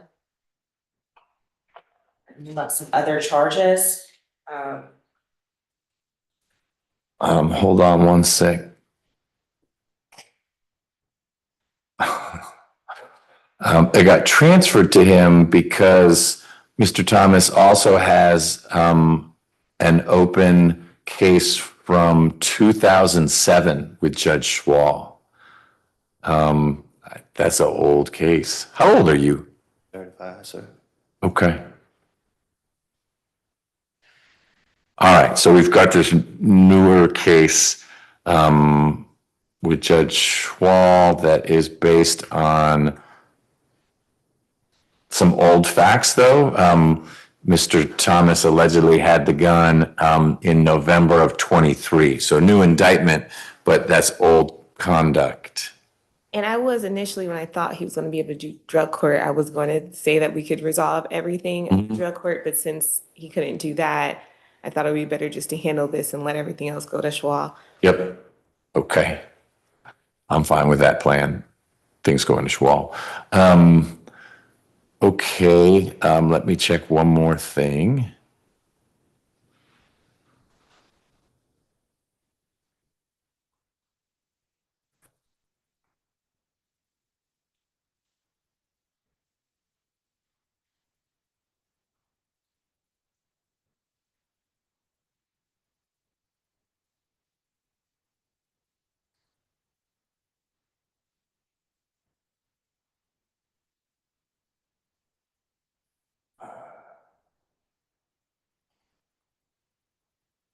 Okay, I can listen. You were in the middle of something, Ms. Davis, when you said, "Oh, by the way, he has a new indictment," and I just needed to see that. Yes, well, with that caveat, if those new cases do go to Judge Schwall, then I think 6 months would be appropriate just to resolve, I guess, these 3 series of probation cases. But if it somehow boomerangs back, probably best to. Well, the new case is staying with Judge Schwall because it went there because of the very, very old case, the 07 case. And it's conduct that wouldn't be a basis to revoke in what I'm gonna call our case, the case here. It would be a basis to revoke in the old Newkirk case because that's from 2014, but that's not before us today. So we're dealing with a new arrest, new-ish arrest, and then continuing to use. There really isn't a treatment option because drug court said no. MADRC was a crash and burn. The chief over at MADRC suggested, he could go to PDC, which automatically he's eligible, but with our programs, you can't have any outstanding charges. Yeah, right. You'd be stuck here, not able to go in. If that's just something they can do on the new cases and just have because I already have my social worker involved when we're looking at our options, and maybe we can just like whoever's in Schwall. Lead to the PDC, has enough time. So if that option. Meaning in the Judge Schwall case, he could plead, yeah, I'm gonna leave that in his capable hands and the legal team there. We could at least close out this situation.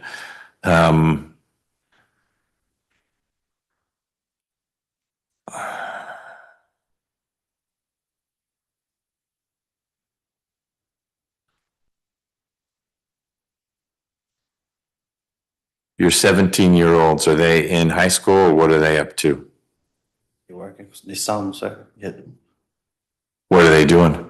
One work at Chick-fil-A and the other work at a restaurant washing dishes. Okay. Are they gonna be seniors in high school this fall? Yes, sir. Do they live in the same household? Yes, sir. Where do they go to high school? Maynard Jackson. Okay. And when you're not locked up, are you in that household as well, or they live in a different house? I stay in the same household, sir. Okay. And what about the two younger ones? Stay with their mother. Okay. So you and the mother of the 7, are they twins? No, they like, one of my baby mother, she was arrested, so she gave custody to the other one. Okay. The 17-year-olds, they have different moms, Yeah, but they stay with you and then one of the mothers. my mother. Oh, your mother? Yes, sir. Got it. So that's who they're with now. Okay. So what you're saying, Ms. Rios, I've got Mr. Thomas as having been in custody with us for 2 months. Yes. But he was in Rockdale before then? Yes, and Ms. Simpson was able to confirm that. What? I thought he was arrested on this warrant and they took him into custody, but I think you might have other stuff.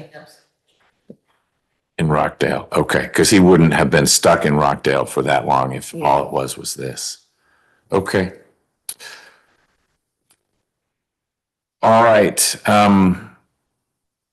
Mr. Thomas, you are wrestling with something. I don't know if it's addiction or the other things going on, but you keep getting in trouble for having things you know you're not supposed to have.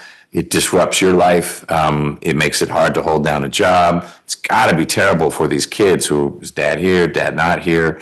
I mean, you just can't be a particularly reliable guy in their lives, and that's sad. And I would hope that would motivate you to try to get some treatment. I'm well aware that you don't just wake up one morning and say, hey, I don't have an urge to use. That's not how it works. You have to invest in recovery and stick with it.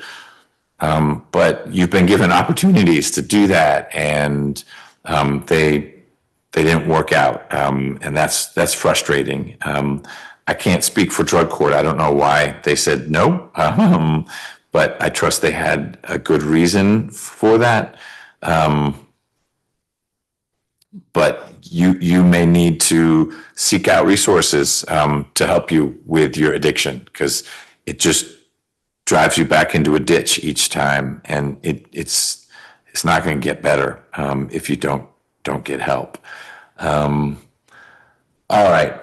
So, Mr. Thomas, I find that you did violate the terms and conditions of your probation by getting arrested in October of last year for possessing drugs and for multiple positive tests for a whole bunch of different drugs, and for missing your drug screens.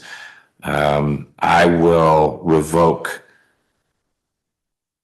10 months of your probation. You will get credit from the time you went into custody in Rockdale. We'll need to get that date. I will then reinstate the balance in the 23 SC case, as well as the 22 SC case, but I will close out, terminate probation in the 14 SC case, so you don't need to have that following you around anymore. When you are back on probation, you are going to need to take at least 3 random drug screens a month with probation. I can't make you get treatment. We have offered up to you the kinds of treatment that can be mandated, and those didn't stick. So I encourage you to do what you can to get help for what you're working through. And then you're going to be in front of Judge Schwall for the real old case from '07. And it's a new indictment. It's old stuff. You allegedly had a gun back in 23 or whatever the indictment said. And you'll work through that with Judge Schwall. Ms. Rios, anything else on behalf of Mr. Thomas? I'm so sorry. I'm still confused about the revocation, the credit thing. And so, because I thought it was under 6 months they would get credit, but over 6 months they wouldn't get credit.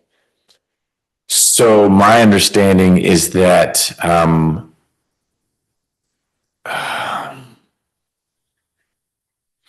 I'm not remembering what the cutoff is for when they go into the Department of Corrections versus they stay here. Thought it was 6 months. Do you remember? According to, if it's going to Department of Corrections, anything over 6 months, they do not get that Right. in regards to the revocation. So would it be? Got it. So it would be, but I don't know, do they go to the Department of Corrections for sentences that are more than 6 months, or is it, I thought it was 12 months? That part was still a little. It's, yeah. Those particular type cases, we always just on the decision on it. So again. Okay. Got it. Then how about this? I'm going to revoke 4 months starting today. Thank you. So you don't get credit for the time you served, but that gets you to the 10 months. You understand everything? Okay. Thanks, Your Honor. You're welcome.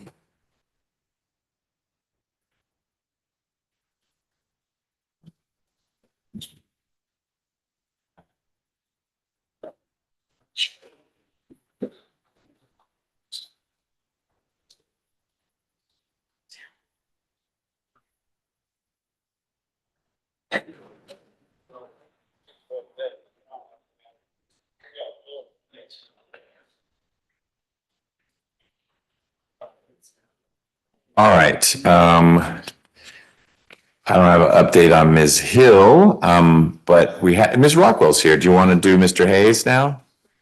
Okay. Did Mr. Greenway ever show up? Hey, he's here. All right. Let's hold off on Mr. Hayes for 1 sec. You can come on up. Mr. Greenway, how are you, sir? Good. So when we were last together, we learned that, you can come on up to the podium, please. We learned that you made too much money to qualify for appointed counsel. And you said, gosh, I don't feel like I'm super rich. And I said, I'm not super rich either, but I'd have to find my own lawyer. So that's how we left things. Tell me what's gone on since we were last together. Well, no lawyer. I couldn't afford one. Okay. So I'm willing to deal with however we're gonna go forward from here. Well, I'm not gonna make you represent yourself quite yet. Has your financial situation changed since we were last together? No, I just had financial difficulties with what I've been through. Okay. Let me ask the question a different way. When you spoke with Ms. Rios, who's seated behind you there, and laid out, here's what I earn, here's what I got in my bank account, et cetera. No. Would those numbers be different now? My bank account will be different. Okay. Well, Ms. Rios, do you mind talking with Mr. Greenway? I don't know what yardsticks you all use, but if things have changed for him financially such that he would qualify, then we should do that, unless you're not supposed to revisit that. No, I think you can revisit this. Okay.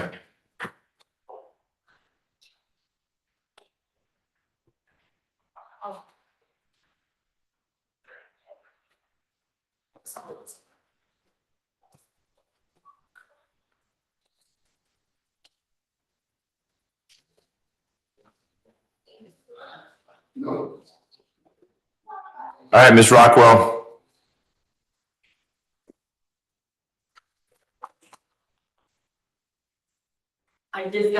Somebody just threw me a curveball. I thought I was gonna go outside and try to call, the original probation officer. Are y'all at an impasse right now? When you say impasse, Well, meaning, do you have anybody else? Cause I guess she's outside too. who's outside? The public defender. I didn't know if y'all had anything else. Oh, no, she's talking with the guy to see if he qualifies for representation, and then it's Mr. Hayes. That's it. So.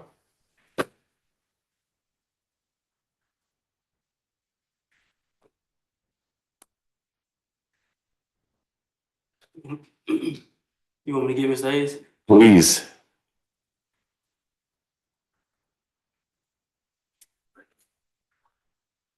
I feel like you know more about him than anybody, Judge.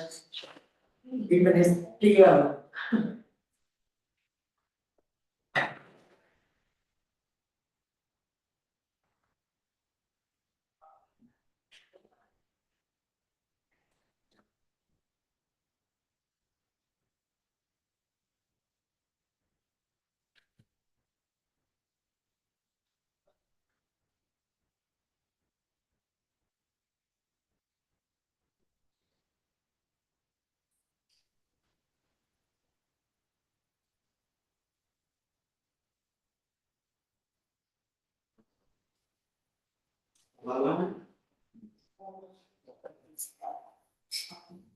Come on out, Mr. Hayes.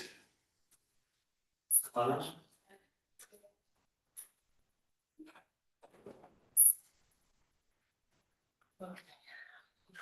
we doing a plea also? That's my understanding. It's supposed to be a negotiated plea. And I Oh. have the updated SC number. I Cool. didn't green sheet it, but Okay, it's too soon for them to. all right. We just couldn't come to an agreement on the time.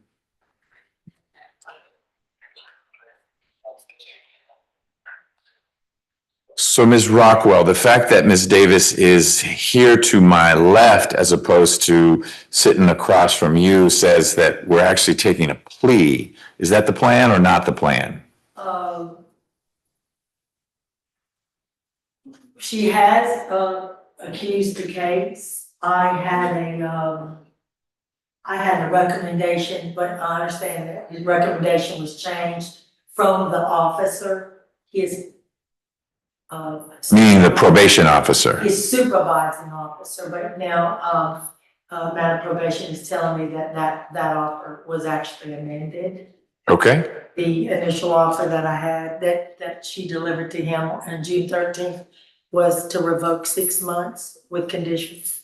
But I understand that now she's changed her offer, the Lindsay Evans, who's Okay. his office. yeah, You know what I said? I said, Judge McBurney's gonna know so much about this case. I kind of feel like, he's gonna do what he feels like is best anyway. sure, and that's how it works. And the offers, consent, no consent, admission and argument, et cetera. Right, I listened to all the folks who are involved and then base my decision on that composite set of recommendations. And so I'm happy going forward with a non-negotiated situation, but if this isn't the right day to move forward with Mr. Hayes's case, as he's experienced, we can always bring him back. I understand, and so, I would like to also, but to especially, deal with the revocation, Judge. Okay. Just because I just got at the last minute, this little curveball here. Okay,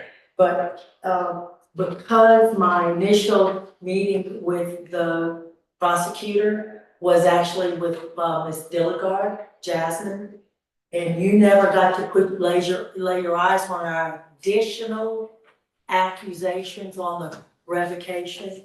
I did tell the court, you know, they filed another, warrant against him because there were 2 new arrests. And you said, okay, we're gonna deal with that too. right, let's try to get everything put together in one space. In front of the court. I have Miss Cartwright.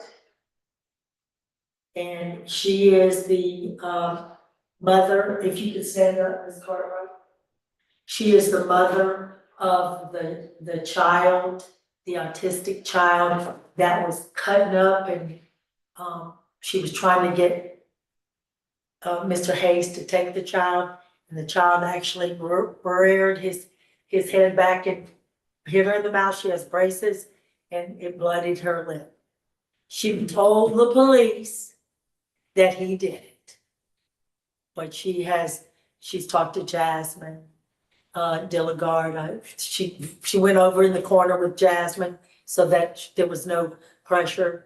And I brought her here today just in case there was some question. Okay, That case, as you know, is pending in another, not in Fulton, okay, another county. I also, because there was a second allegation, Judge, there was an allegation that he was stopped and in the car was some medication. if Mr. Clifford Curran could stand up. Mr. Curran suffers from sickle cell, so he experiences a lot of pain. That was his medication. He just doesn't bring it all out with him.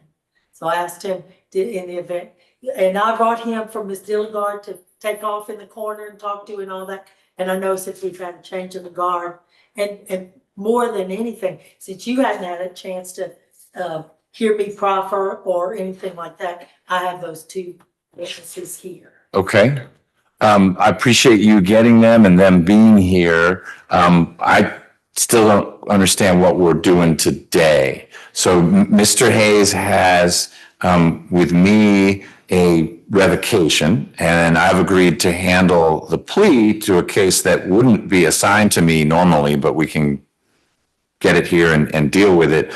But I don't need to. I can just handle the revocation. He needs to decide what he wants to do today. And if I don't want to do any of that because either Officer Evans isn't here or Ms. Dilligard isn't here, we can reset it for another day. Before we have to repeat things a bunch of times, I want to know what the plan is for today. Do you want, the offer change, it's not hurt to say something. Do you want to go to court, do you want to just do the probation violation, or do you want to try to handle everything with the opportunity to talk to the judge about the gun charge?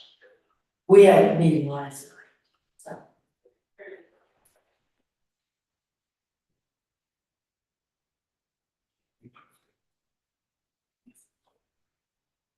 I understand, and it's gonna be non-negotiated, obviously, and I can take the judge's input.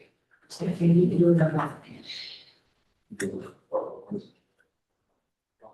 Right, and he's smart enough to know he's out on bond, and I want to commend Madam Prosecutor for rushing and doing that, the accusation. You are still out of bond in that case, do you just want to handle your revocation at this point?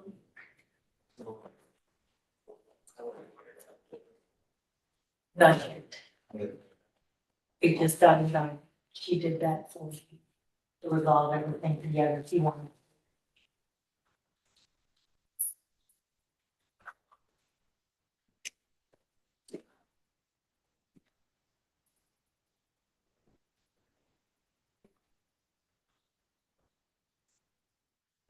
I apologize, Judge. That's all right. We had a whole different feeling about this last night.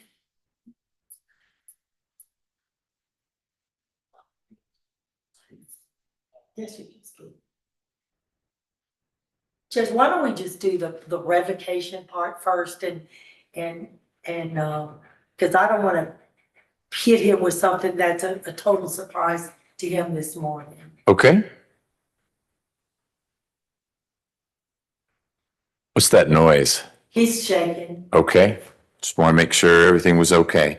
Well, let's get on the record and make this official. This is position 2 on our revocation calendar, State versus Hayes. It's 11 SC 102812. It was an armed robbery case that I think got reduced to robbery. Mr. Hayes has been on probation for a while. He is here in court with Ms. Rockwell. We have Ms. Davis for the state. Ms. Simpson, how much time remains on Mr. Hayes's case?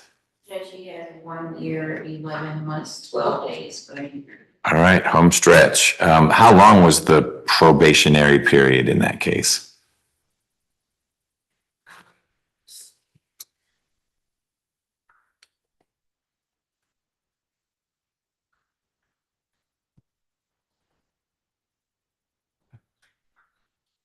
He has been on since June 14th of 2022.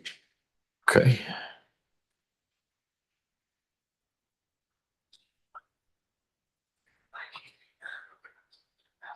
And he is the first offender's case. First offender. Okay. And Judge, just to add to that, he was out on parole since 2018.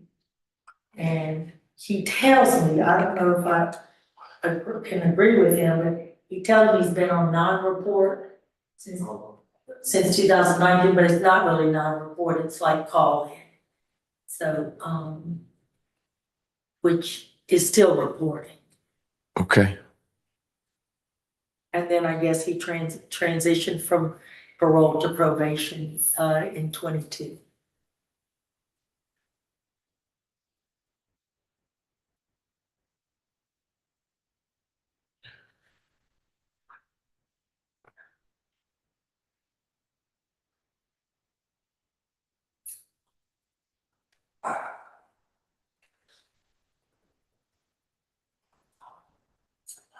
Okay, so it was 15 years to serve 10, 5 years probated,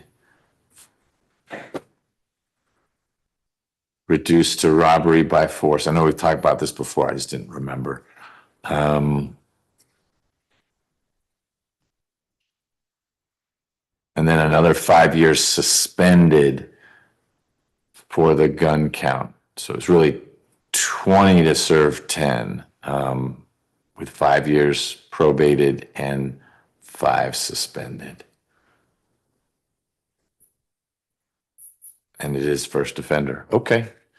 So Mr. Hayes, we're here to talk about probation. The allegation is that, well, there are now 3 allegations. The petition that I signed in April alleges, number 1, this is the one you're familiar with. In October, you had a gun, and you're not supposed to have a gun as someone who was convicted of robbery by force. In January of this year is the family violence battery. It sounds like that's the kid who was being a little exuberant.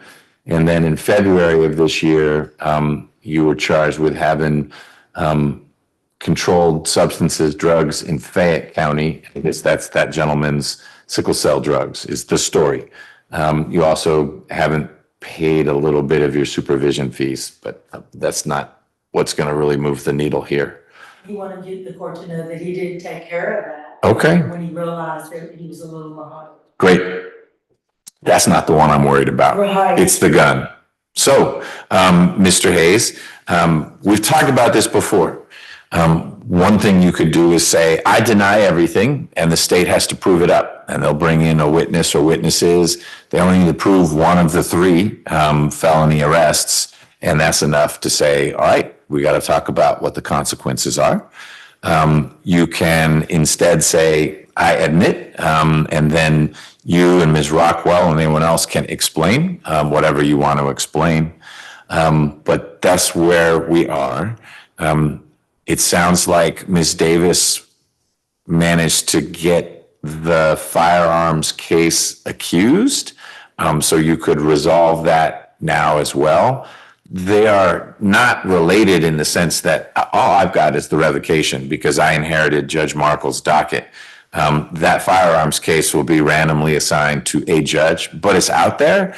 And so sometimes defendants say, you know what, rather than come here and get something and then maybe another judge is going to say, well, I don't care what you did there. You're going to face a different penalty here. It makes sense to be in one place because then it's all wrapped up into one. I don't know. Different people think about that different ways. I need to know from you what you want to do today. Whether you want to say, look, I'm going to admit to these allegations, but let my lawyer and myself and maybe these other people here explain some of them, and we'll see what happens with the revocation. Or I want to fight the allegations. I don't mean that in a negative way. It's not your burden. Hey, I want to deal with these new charges as well. And so it's actually a plea to the new charges, and then we roll the revocation into that. I don't decide that for you. You decide that.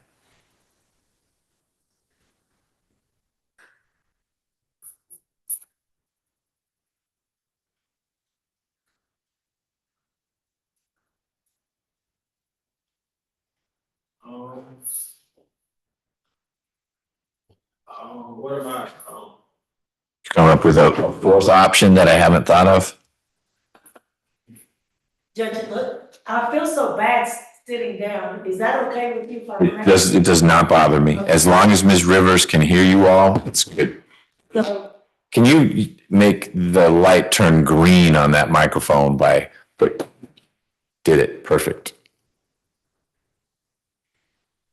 What I feel comfortable saying for him is that, last time we were here, Madam, ADA Davis was not here, but he admitted to Your Honor that he was in possession of a firearm. It was on his waistband. He wanted to talk to you about that today. I don't know if that's gonna resolve and you're not even being able to take a plea, but that is the admission. He is denying the other two charges, but the gun alone is enough to get him. And I did tell, Ms. Davis, she didn't need to bring her officer. Okay. Her officer did not charge him with any kind of terrorist threat or act or anything, just in possession of the gun on his waistband. Okay. But that's enough. Yep. When you're on first offender probation. Right. For armed robbery reduced to robbery by force. Thin ice. Right. Okay. So I would like for him to get something off his chest. He wants to address the court just about that gun charge. And I think the court knows everything else. He's been in jail since February the 20th, but for that 3-day miracle that y'all made happen, it might not ever be repeated. They let him out of jail to go to a funeral and he came back with all the court orders, etc. So shall I just swear him in, Judge? So he doesn't need to be sworn in. It sounds like, Mr. Hayes, what we're going to do upon your advice of your lawyer is we're going to go forward with the revocation hearing, not the plea, to the new case. We'll let that case work its way through the system. It'll go to whatever judge it goes to and you'll deal with it there. But what we'll work through today is your probation revocation. Okay? All right. And it sounds like as well that you are admitting to, like I said, there were 4 things in the petition. Gun case, the little kid getting hit in the mouth case, the drug case, and then not paying your fees or fines. I'm not worried about the 4th one. It sounds like you've paid those anyway. You're denying what I'm calling the drug case. It was your friend's medication. You're denying the having hit the kid. It was whatever it was, but you're admitting to, yep, I had a gun. Is that a fair summary? Okay. You have to speak up. Somebody else is listening. Okay. Talk to me about the gun. I was out on the edge and I was talking to an old coworker when I worked at the airport, and she was asking me about what happened at work, why they fired me. I had backed up into a Delta jet bridge and I got fired from the job. So as I was talking to her and her girlfriend, 3 young guys who was approaching them. She was saying they've been saying disrespectful slurs to them all night, trying to get their attention. And so as we stopped and talking, I guess they thought that me and her was talking or something like that. So they was saying disrespectful stuff to her. And they was like, "You look too good to be talking to old school." So as they started approaching me, they was like, I said, "Y'all go ahead on, I'm not on it, I'm not on it." So he was like, "What you said?" I was like, "Man, y'all go ahead on, ain't on that." So by that time they approached me, one of them had a book bag on his back, and as he turned, one of them had a book bag on his back, and as he turned around and turned the book bag turned the book bag from the back and to the front of him, he unzipped the book bag and he put his hand in it. So as he put his hand in a black car, at the time I didn't know it was undercover police. A black car rolled past, and as he rolled past, that's when I lift my shirt up. I never pointed at anyone, none of that. I just lift my shirt up, and that's when he seen the firearm. That's when he put the blue lights on. He opened his door and he grabbed me, and the 3 guys took off. I wasn't out there causing no trouble, no harm, or nothing like that. I really looked on some protection stuff. I didn't like. What did you have the gun for? To take myself to the world we live in. I wasn't just out there doing anything wrong. Like, I gotta put her out help anyone that needed. It's just, I was just protecting myself, and now I know I wasn't supposed to have it. I apologize for that. I just need to change. Like, Mr. Hayes, you seem like a smart guy. You care a lot about family and friends, and you're focused on moving forward. I find it hard to believe that you didn't know you were not supposed to have a gun. You seem surprised by the fact that you got in trouble for having a gun. Okay, explain what you told me last night about Delta and International and all that. I say that because when working with Delta, they say you can't be a convicted felon and work for Delta because your background go through customs and all that. So when you went through customs and they let me work, I didn't feel like that I feel like I was a convicted felon when they showing, it didn't show up. So by they let me work, I took that as I didn't think I was a convicted felon. I wasn't out there being rebellious or I could have, I almost had it on my hand anyway. It wasn't that scenario. Where'd you get the gun? My cousin is his gun. And why did you have it that night? Or day? I don't know what time it was when this happened. I was born on Edgewood and I didn't want to, I heard about it, but we were just going out there to get something to eat. And then as I went down there, I didn't have it on me to do any harm or cause no problem. I guess it ended up causing some problems. Okay, anything else you want to add? About that or just in general? Well, we don't have all day, so I don't need you to tell me about the stock market or your feelings about the Atlanta Falcons. But if there's something about your situation, Yes, I just want to say again, thank you for allowing me to go to my dad's funeral. And I'm just asking for a chance to go home. My son's birthday, our son's birthday is tomorrow. I just want to be able to be there tomorrow. Not talking about having a party for him because financial problem. I just want to be able to be there to support. I feel like I know I learned my lesson. I know I did. You won't have to worry about seeing me again for no other charge and revocation, never again. what's the lesson that you learned? To follow the rules and not have a firearm. Okay. I just need a chance. How long had you been working at Delta? I worked at Delta for 11 and a half months. I was loading the planes with food. And I had an assistant and she was bagging me in, back away from the plane. She backed me into the jet bridge and I dented it a little bit, so they let both of us go. Okay. That's when I started working at Google, DP World. Okay. And when this situation happened, that was, you had recently left Delta? Yes.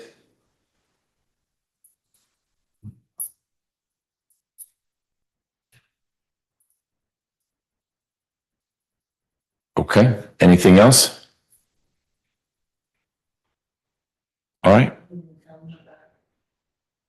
I did send the court, his lease and his pay stubs and, a letter from his 12-year-old daughter. I sent that this morning.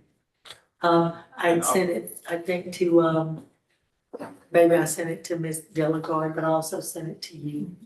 My daughter, sorry. Go ahead. My daughter said she Googled your address and sent you a letter as well. Okay. May I approach? Sure. And, That's his 12-year-old, Judge. Hard to believe.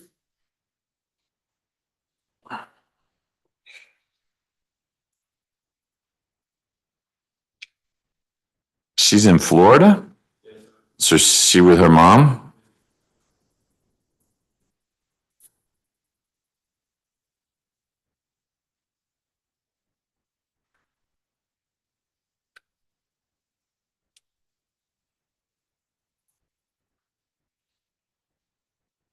So is she with family here in Atlanta now? she couldn't make it.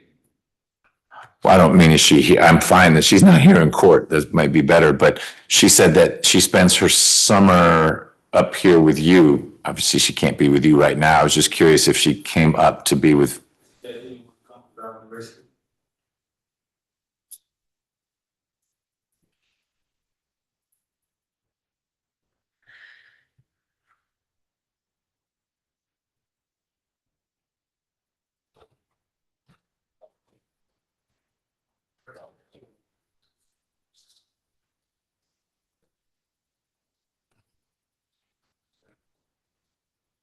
That's a very well-written letter. Anything else? And I also wanted to do like a nonprofit organization to talk to the youth about like the streets, life, and try to help them from coming in here. I have an 18-year-old and I don't want him on robbery murder. I be talking to him. There's also a 20-year-old in there. I be trying to talk to them and get them on the right path, because I feel like I can do that. Feel like I can help you. My mom always wanted me to do it, just when she passed, I just gave up on it. But being back in here and seeing the situation I've been seeing in here, that I feel like I can help you from catching, turning the news is always young kids, killing young kids and stuff like that. I feel like I can help. I talked to my stepmom, she worked at elementary school, and I asked her, can her school be the first place I started? She's the manager there, and she said yes. Where's that? I told her elementary. That's a great plan. You're sadly a little late for the guys in your dorm, that they are in there because something's already happened. So you were not able to get to them in time. Okay, anything else? He does still have his job, Judge, at, DP Pro I Logistics. talked to, the supervisor over my shift. He told me just handle this, because I was a good worker, and I was supposed to work the next day after I got arrested. And he told me just handle this, and I'll be able to come up there and we reapply. But I didn't leave this on abandonment. The day I got arrested, I got word back to him the next day when I was able to get on the phone in the dorm. I called and I had someone get in contact with him. My auntie fiance brother work up there as well, so Okay. I reached out to him. And I was also going to start CDL school to get my CDL license before the arrest. I was supposed to start March 18th. I just need a chance, This gun case is going to make a lot of that stuff complicated for you. Not meaning this revocation, but that it's a second felony for you. That's going to be complicated, but that's not what we're working through today. And Judge, he still has his lease, he has his own apartment. He told me he's never been to a car dealership to buy a car. He was able to do that, got a car note and everything. I always wanted to go to a big dealership and have my own house in my name, and I was able to do that now, but I feel like, I know if I get more time, I'm gonna move there. I know I am. All right. And finally, Judge, he also took, over custody of, two of his siblings when, his, mother died. Okay. And tell me when you went into custody. 2/20/25. You let him out for that funeral, Right. February 20th, 25. So was when you were arrested in Fayette County is basically, you haven't gotten out since then, other than for the funeral? Yes, sir. I got arrested in Fed because they ran my tag and I had a warrant violation of probation. Oh, and then the drugs were in the car. Yeah, I didn't know it was on the passenger side on the seat, that's what they found. I went back to the police car and searched them short. Okay, so you got pulled over because they ran the tag and that showed you had a warrant, and then it was your truck that the drugs were in? On the passenger side, yes. Okay.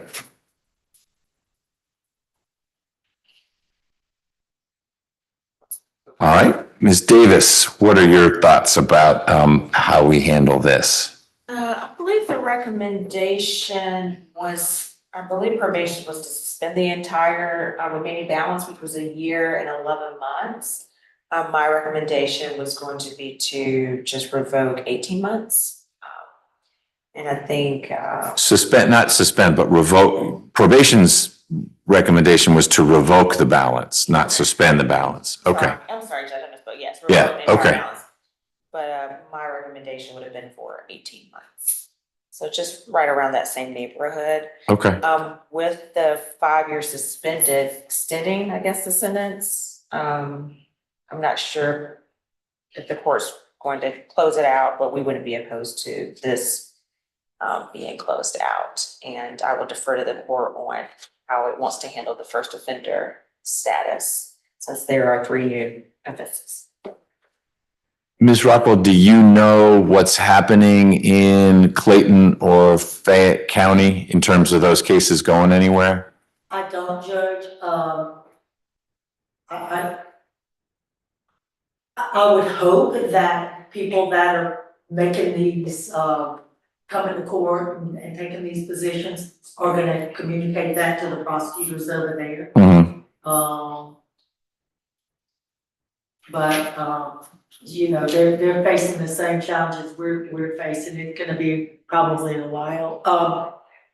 Unless you have a court, does anybody know of any upcoming court dates? So Okay. I don't know,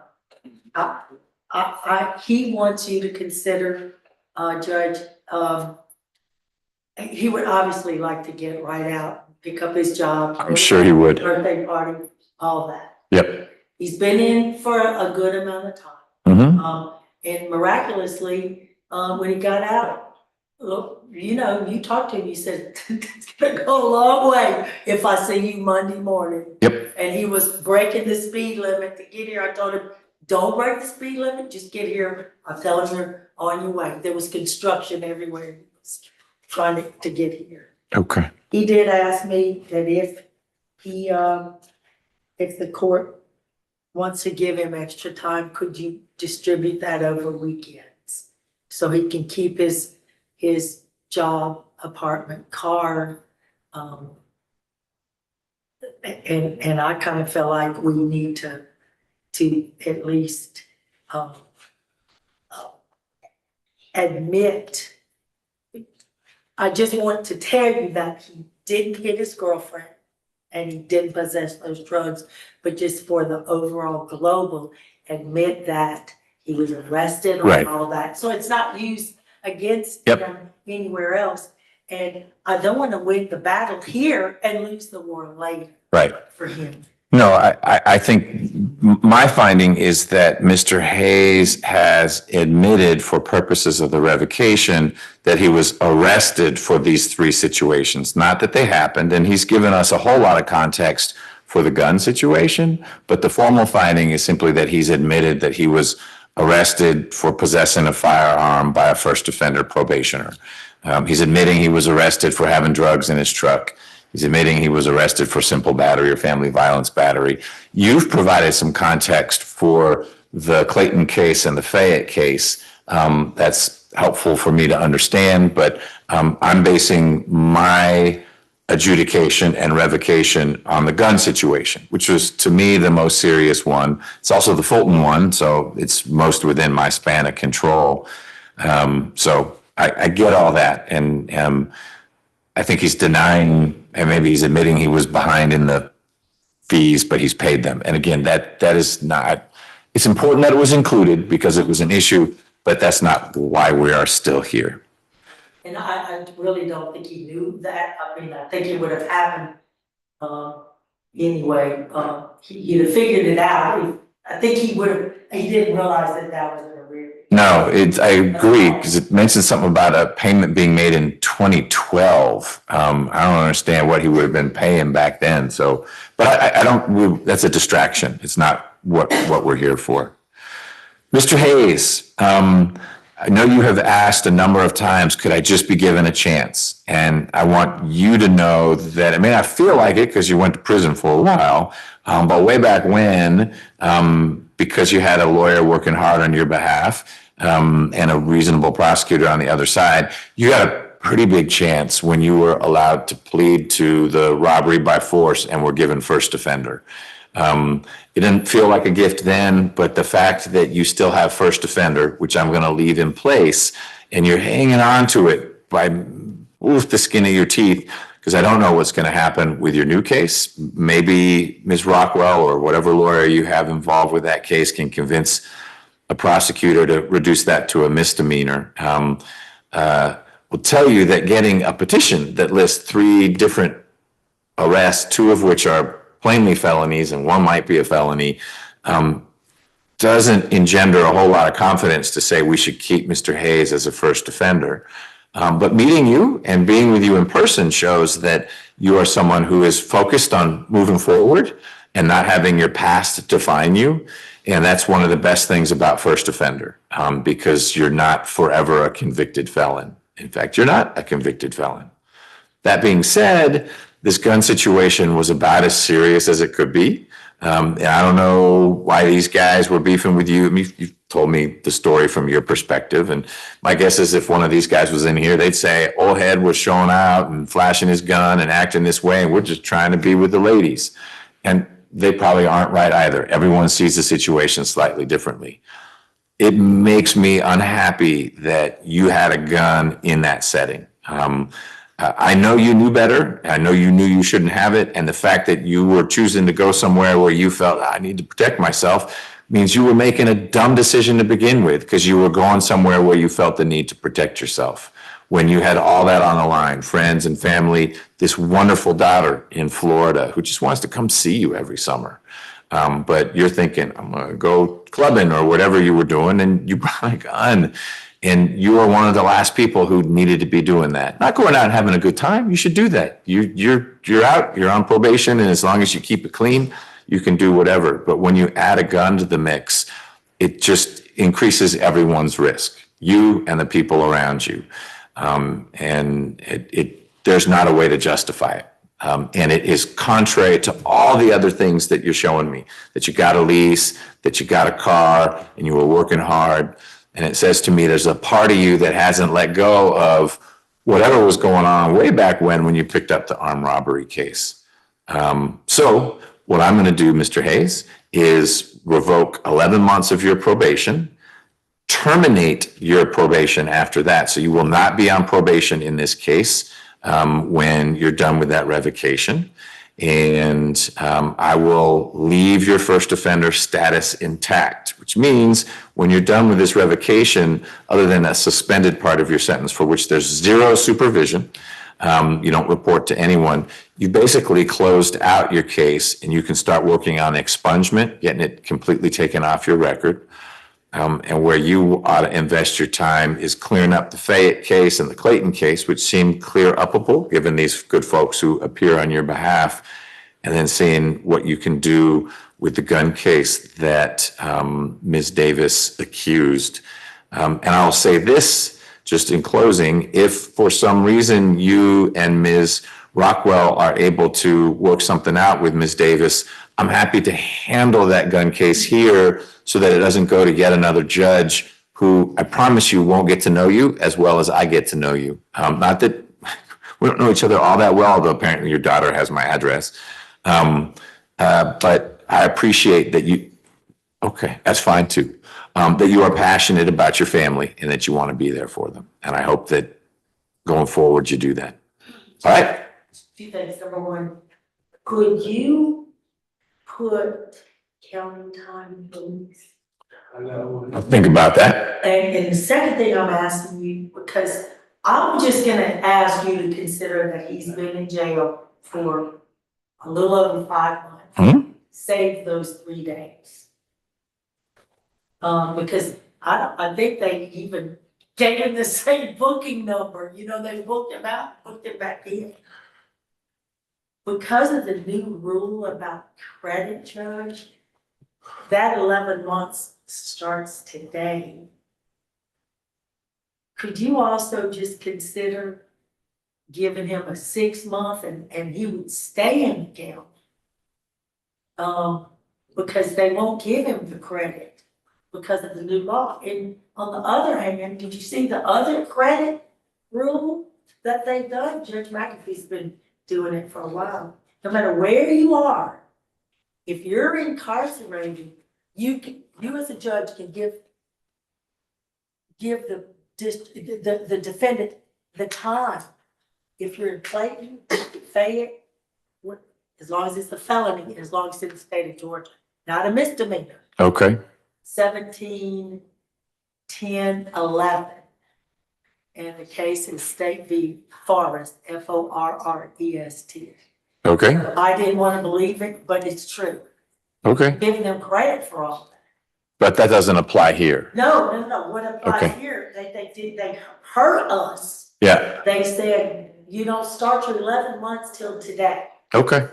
So my math is a little different than yours. I see that Mr. Hayes has been in for 4 months and some change, because if he went in on February 20th, that gets us to June 20th. Right, Judge, okay. So what I'll do is this, I will, because I can say the words, but it won't happen. So I really can't give you credit for time served. I will revoke 7 months because you've already done 4. Because I wasn't thinking in my head, I'm thinking of 15 months, 4 plus 11. I was thinking that's the number of months left, then there's that remaining year. I mean, I have my reasons for the 11, but you're correct, Ms. Rockwell, that there's not a way to get credit for the 4. So I'll make it a 7-month revocation, but that starts from today. Did you hear that? It's 7 months. I mean, it's 11 because you've already done 4, but it's prospectively going forward 7 months. So that's okay. We talked him down to 7 months instead of 11 months, because right now the rules have changed about credit on probation revocation. We don't get credit back to the 20th of February. Your 7 months starts today. And the revocation is 7 months. Okay? Now, I'm gonna ask the judge to keep you here in the county. And Judge, and Sheriff Levant can give you good time if he wants to.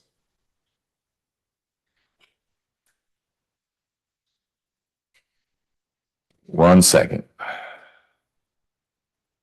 All right. So that's where we are. Ms. Davis, anything else from the state? No, Your Honor. All right. So hopefully you do it on a computer, so you don't have to erase anything. You understand it's 7 months prospectively. Okay. All right. Good luck, Mr. Hayes. And Judge, I'm sorry, that really my apologies go to Ms. Davis, because she did backflips to.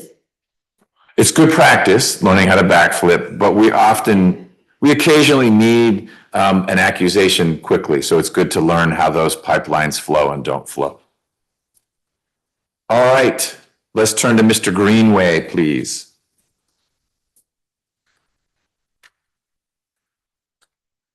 Judge, did you make your decision on county time? I didn't. I'll do that when I get the order. Okay, all right. Thank you. Because I'll get the order too.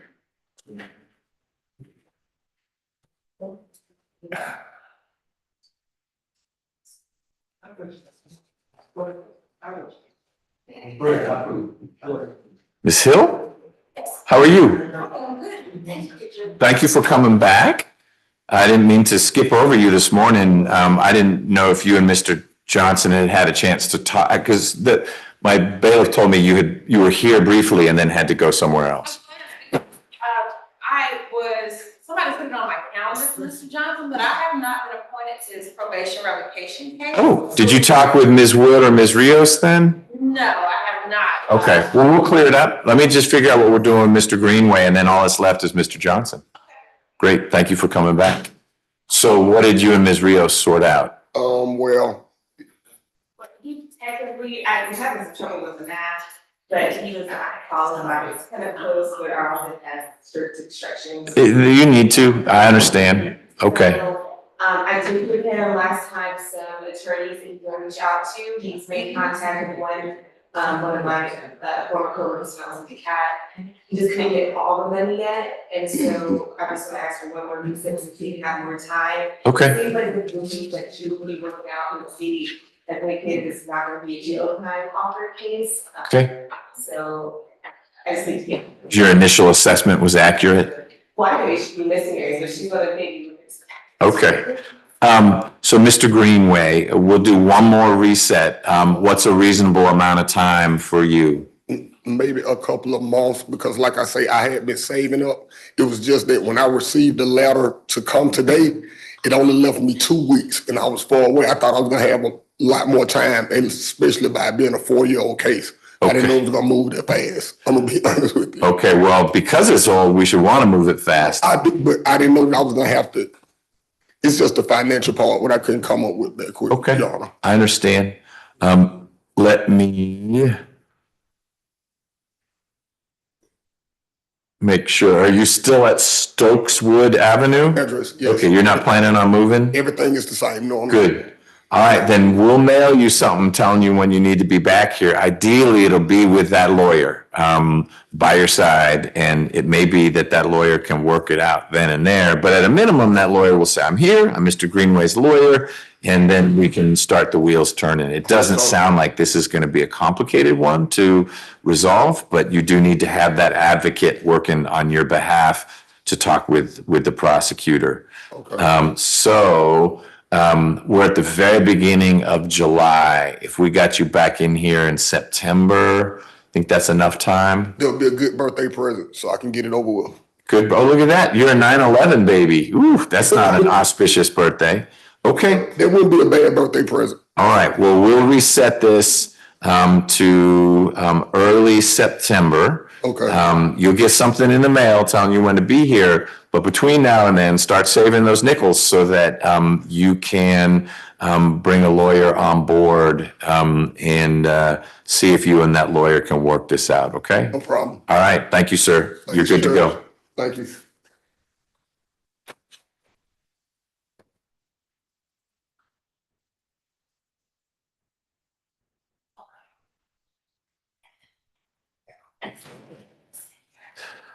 All right. Did Ms. Wood leave? Yes. She's gone. All right. Ms. Rios, Ms. Hill is here. Ms. Hill, well, I don't need to speak for her, but she said, I'm here because my name's on the calendar, but she doesn't think she is handling Mr. Johnson's cases for revocation. I don't know how that works with GPDC in your office. I know that you all take 5 and 6. I'm not asking you to resolve it today. I just want to resolve representation. And I don't know how that works with GPDC. Do you know why you had his cases to begin with, Ms. Hill? Well, Your Honor, I did his underlying cases. I was an attorney for the underlying cases. We took the plea in front of you. Right. No. But I'm curious why it was a GPDC assignment to begin with. That is a good question. Yeah. It was, had to be, it's too complex to come to me because I'm not the conflict, well, I'm C3, so I'm not sure what the conflict was. But typically when it's a probation revocation case too, it goes forward first. And then they can't take it, it's conflicted out. The conflict defender's office and then maybe to my office. Right. And I know we didn't go through you're on it because you took the pleas then. So we just defaulted in the same way that if Johnny Cochran had taken the plea, hey, Johnny Cochran, you need to come back here. And that came just because it was on my calendar, so. That's Okay. what it is. Yes, ma'am. It's a conflict with jail fight, is what it's texting me. Our office has the victims. Okay, one of the two or both of them were jail fights? Or the basis for, because it's a technical violation. And then there's an FVIP, but yeah, his all technical violations on one case and the other, it's technicals plus he didn't do the family violence didn't do some community service. So, but you're saying that one of the two aggravated assaults was something that happened in jail? That's what it seems like she's saying. But she said, it's what he said, she can look into it more to figure out, these technically would be Ms. Wood's numbers. Okay. Are you talking about for the underlying offense that we took the plea for? Yeah, in other words, the cases you had, but I don't. The 25 SC has multiple codes. Oh, the new case. Okay, but that's not and this is the riot that occurred before. Oh, there's this curveball that Mr. Johnson has a new indictment, but it's for conduct that is older than the 2 pleas you took. So it's not a basis to revoke, but that's the jail fight where the PD's office represents the person who was allegedly jumped 3 years ago in the jail. And Mr. Johnson was recently indicted for that. That's not in front of me. That's not a basis for a revocation. It's just, I guess, the issue why the public defender's office is saying but I don't know. I don't know that is necessarily a reason to not handle the revocation. I'm gonna let them, it sounds like your folks will think that. Yes. Tomorrow.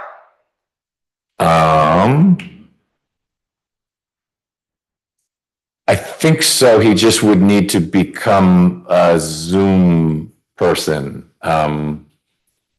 because I think it's Zoom in the morning. It also could be reset to next week if that is more helpful.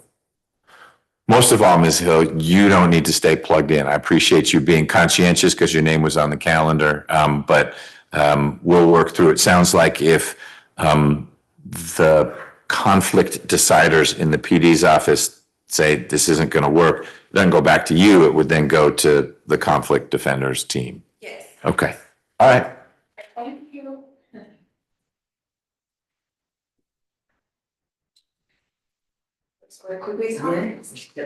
So how are we leaving it? Do we want to try to get him on a calendar tomorrow or next week? Texting Ms. Wood now, asking which one she wants. Okay. Her response. We'll sit tight. Next week is Yeah, she can do this week. Next week, there's a bunch of calendars. It's a bunch of calendars. Yeah. Something to look forward to. Second. She said tomorrow's fine. Yeah. Next week's gonna be crazy.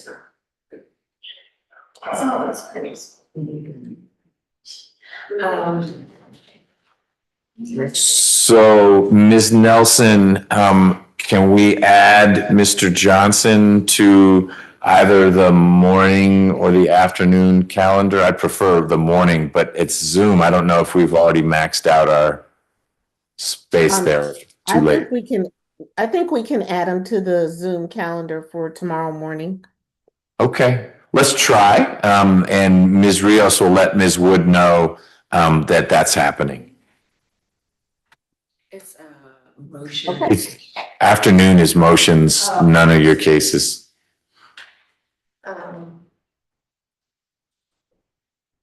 All right, thank you, Ms. Nelson. Don't mind us, we were just going to pre-try. Some cases, while we have to record them. All right, I think that's it.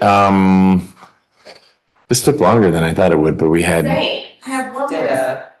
but we, Ms. Rockwell, so. Anyway, nonetheless. So that is the. Oh, no. Was she with the? What was that referring to? I was in pretty And I guess she must have gotten some sort of information in regards to the. Oh, yes, no, we talked about it.